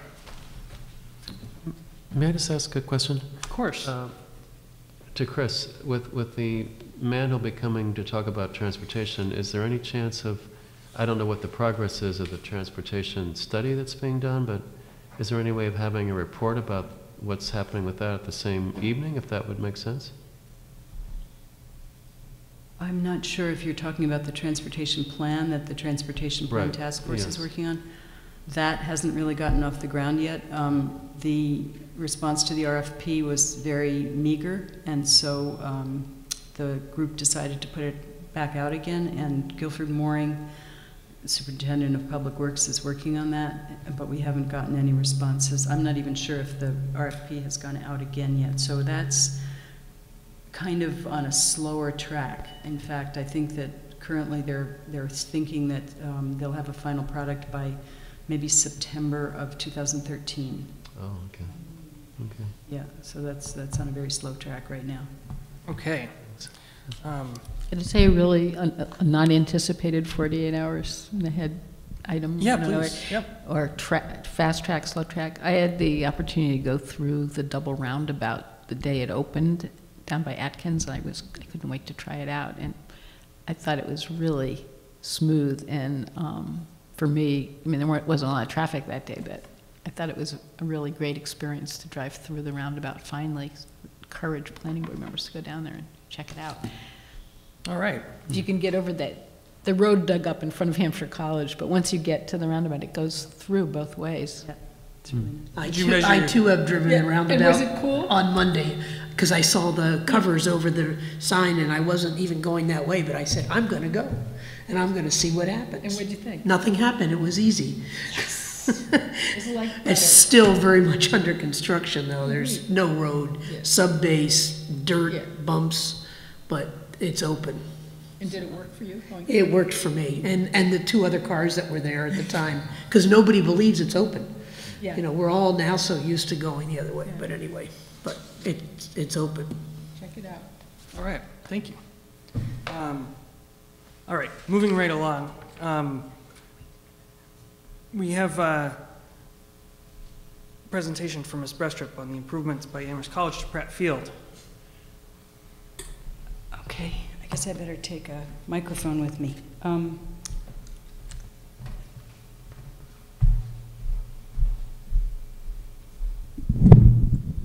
Okay. Amherst College is proposing to make improvements to Pratt Field, which is one of the fields that's off Route 9. And they already did a lot of work on their soccer fields, as you probably know. That was done a few years ago. When they did the work on the soccer fields, that was not within the ED zoning district, and so they had to come before the planning board for site plan review. This time what they're proposing is within the ED zoning district. And I have a little map down here. I can pass it around if you're interested. I got it. Yeah, we'll help you.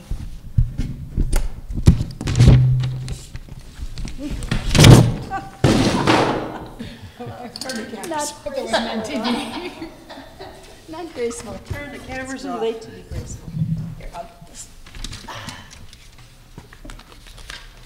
For those of you watching at home, that was intentional. Wake them up. So anyway, the current proposal is within the ED zoning district. So the requirement in our zoning bylaw is that whenever someone is building something in the ED zoning district, they need to submit a plot plan to the planning board within 60 days, or at least 60 days prior to breaking ground. And Amherst College is hoping to break ground on some of this project within a couple of months. So they sent me this plan. I'm not sure why that was making such a noise. Oh, I'm close to the speaker there.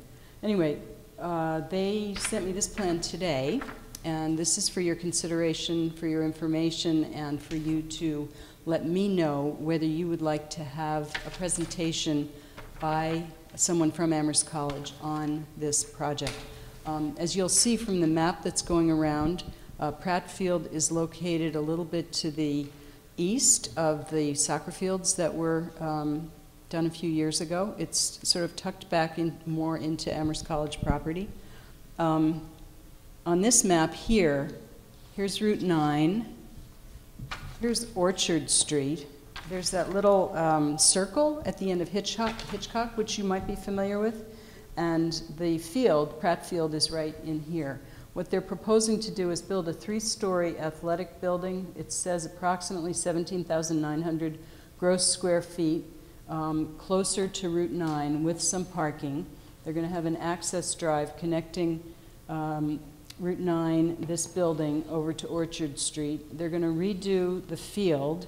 It says new turf field, new or relocated stands. They're going to put in a new press box, a new track, and I guess these are existing toilet buildings, restrooms. So the question is, are you interested in having someone from Amherst College come and present this in a more fulsome, detailed manner? And that would probably have to be, relatively soon. I'm not inclined to do that. I don't know if anyone else is. If we have no control over it, it seems to me we have other priorities. My only question might be that access road, but I think that's not going to be a public way, is it?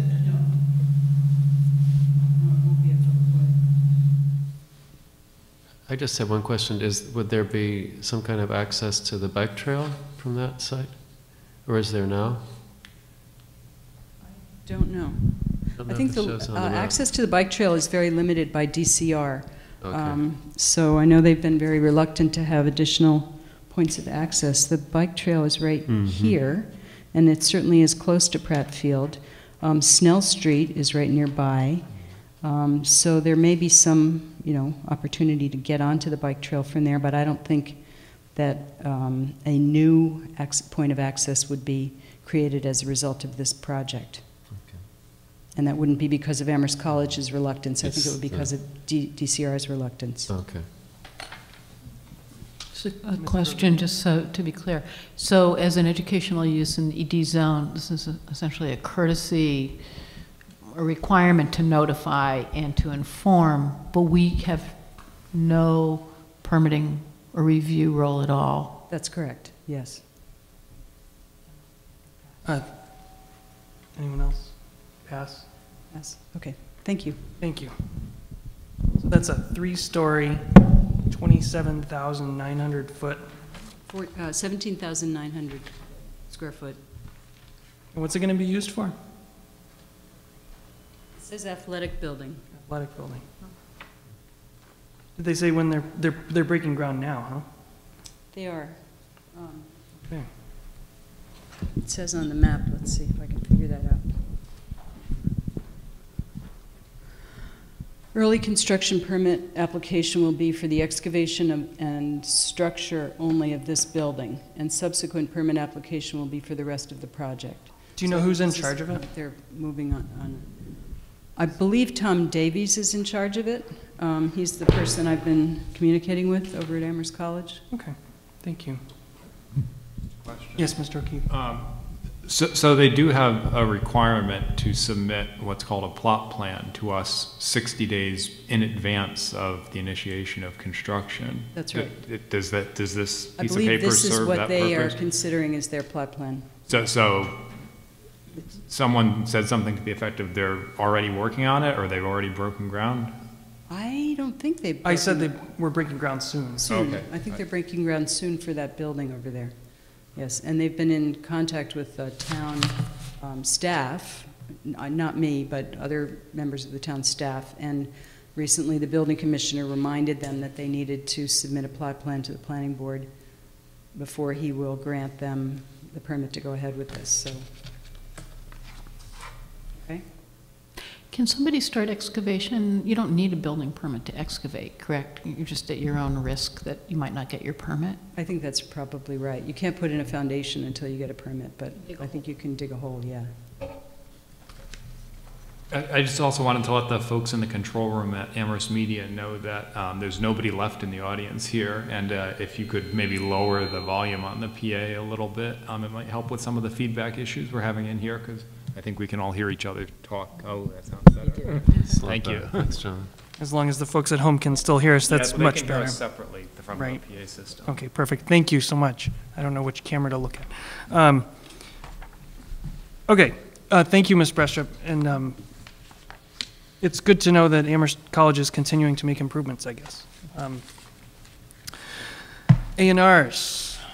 May I just say one more thing on topics not reasonably Oh, yes, of course. anticipated? Pine Street.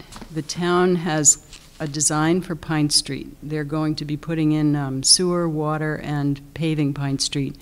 And I think there's going to be a sidewalk all along one side, and I believe there's also a bike lane.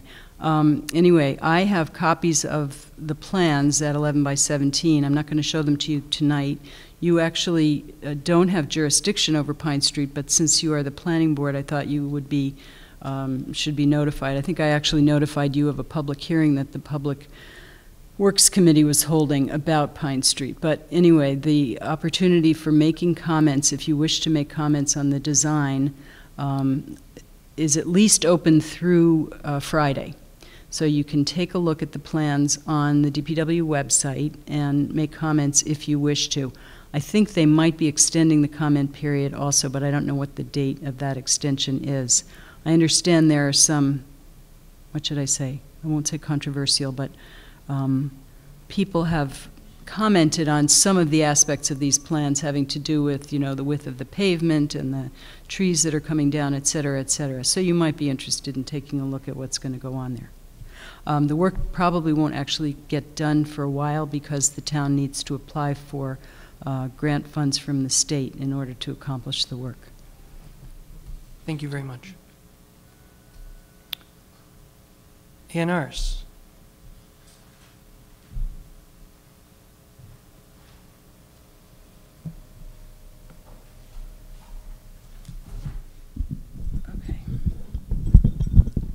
I meant to do this, but I forgot.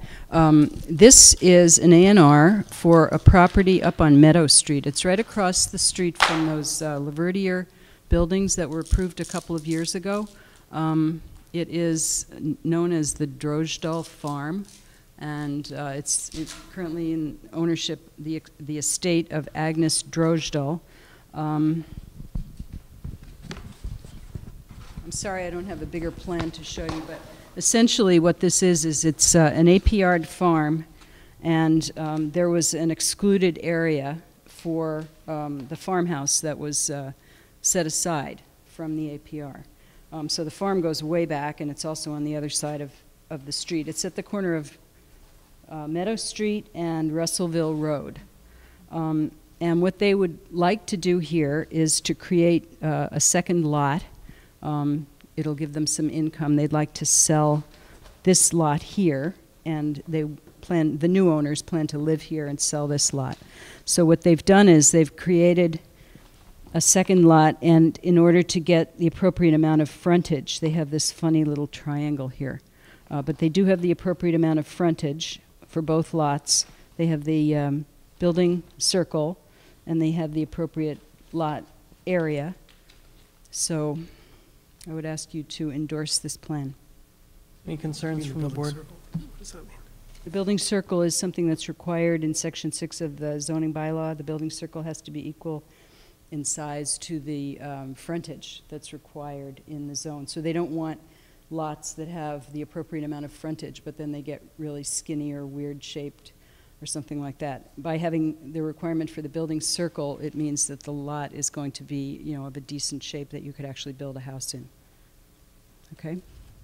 Just a question, where that funny little triangle is to meet the frontage, is there some way in the zoning bylaw or regulations where it could be waived or accounted for, accommodated, so that that line could be straight?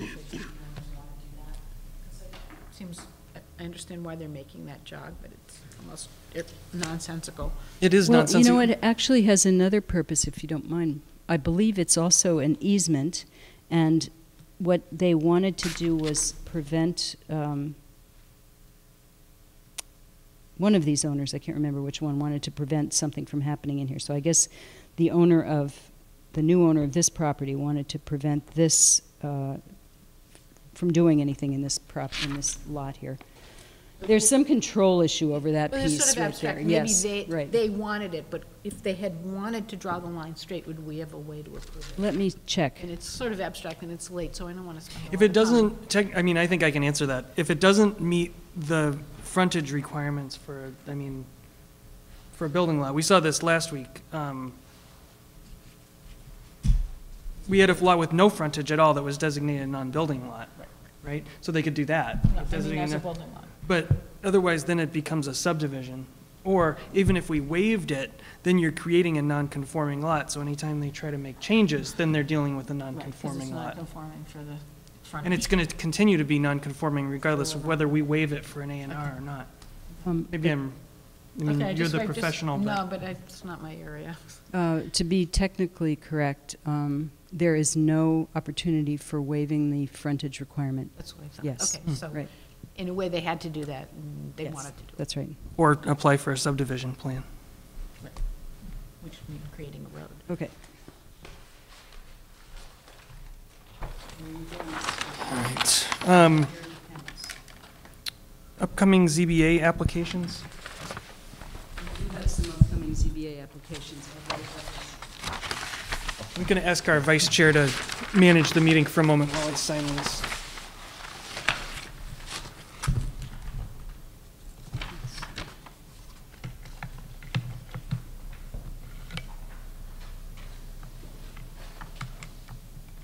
Got the gavel too? These ones get out of hand. Just use your dart gun. Chris, I started signing these with my own pen. Is that acceptable? Oh, as long as you sign the Mylar with the correct pen? Okay. Yeah, the Mylar is the one that really needs the correct Okay, pen. I don't, oh, I see. All right, I'm going to finish this one. Okay, there's an application to the ZBA by ServiceNet. This is a very interesting application. I actually think it's a two-parter.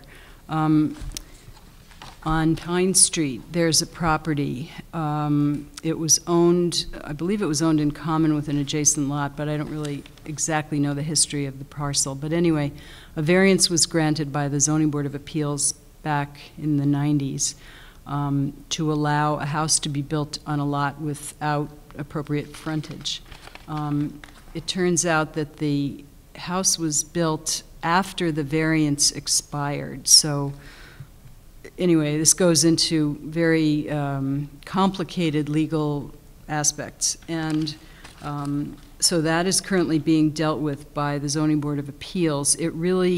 The question is that ServiceNet needs to make some changes in the house, which was occupied by a family previously, and as a result of that, they need to get permits from the building commissioner, and in order to get the permits from the building commissioner says, well, it's non-conforming, and he's not sure if it's legally non-conforming or not legally non-conforming. Anyway, so they have two applications before the zoning board, neither of which really amount to much in terms of site changes, so I don't necessarily think that you would be interested.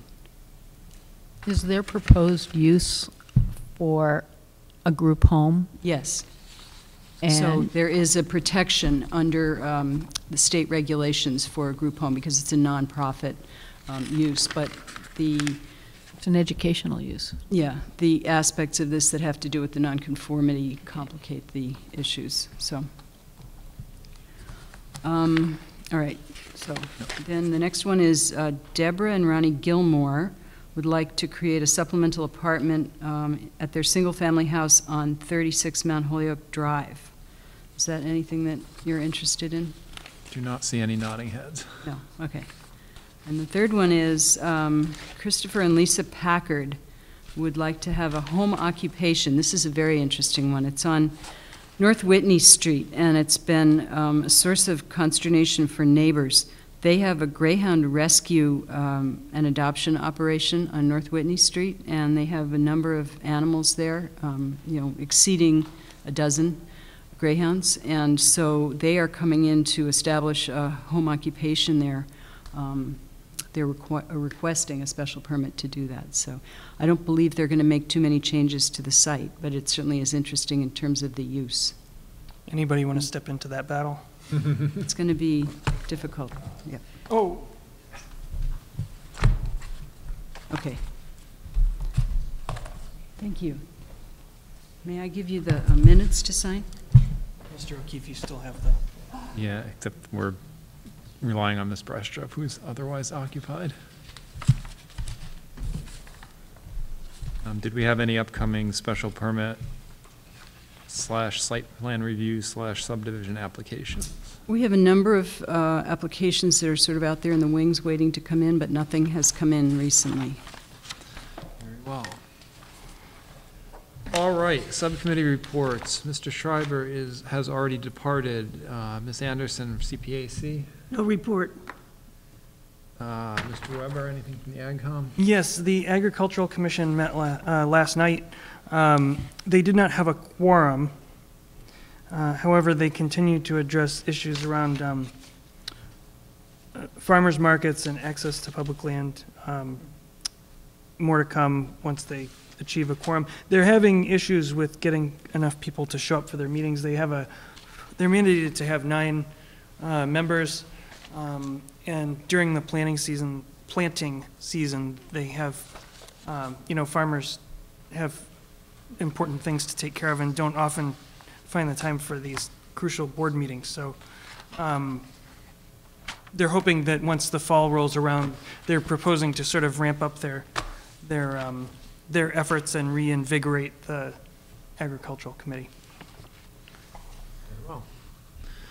Ms. Anderson, anything from the Transportation Plan Task Force? No report. Ms. Kruger, ARA. No report. Ms. Ford is not here. Anything from Housing and Sheltering? I think we already covered that. Safe and Healthy Neighborhoods, I think we've already covered as well. Anything new there? Then I will pass the gavel back to the chair for the report of the chair.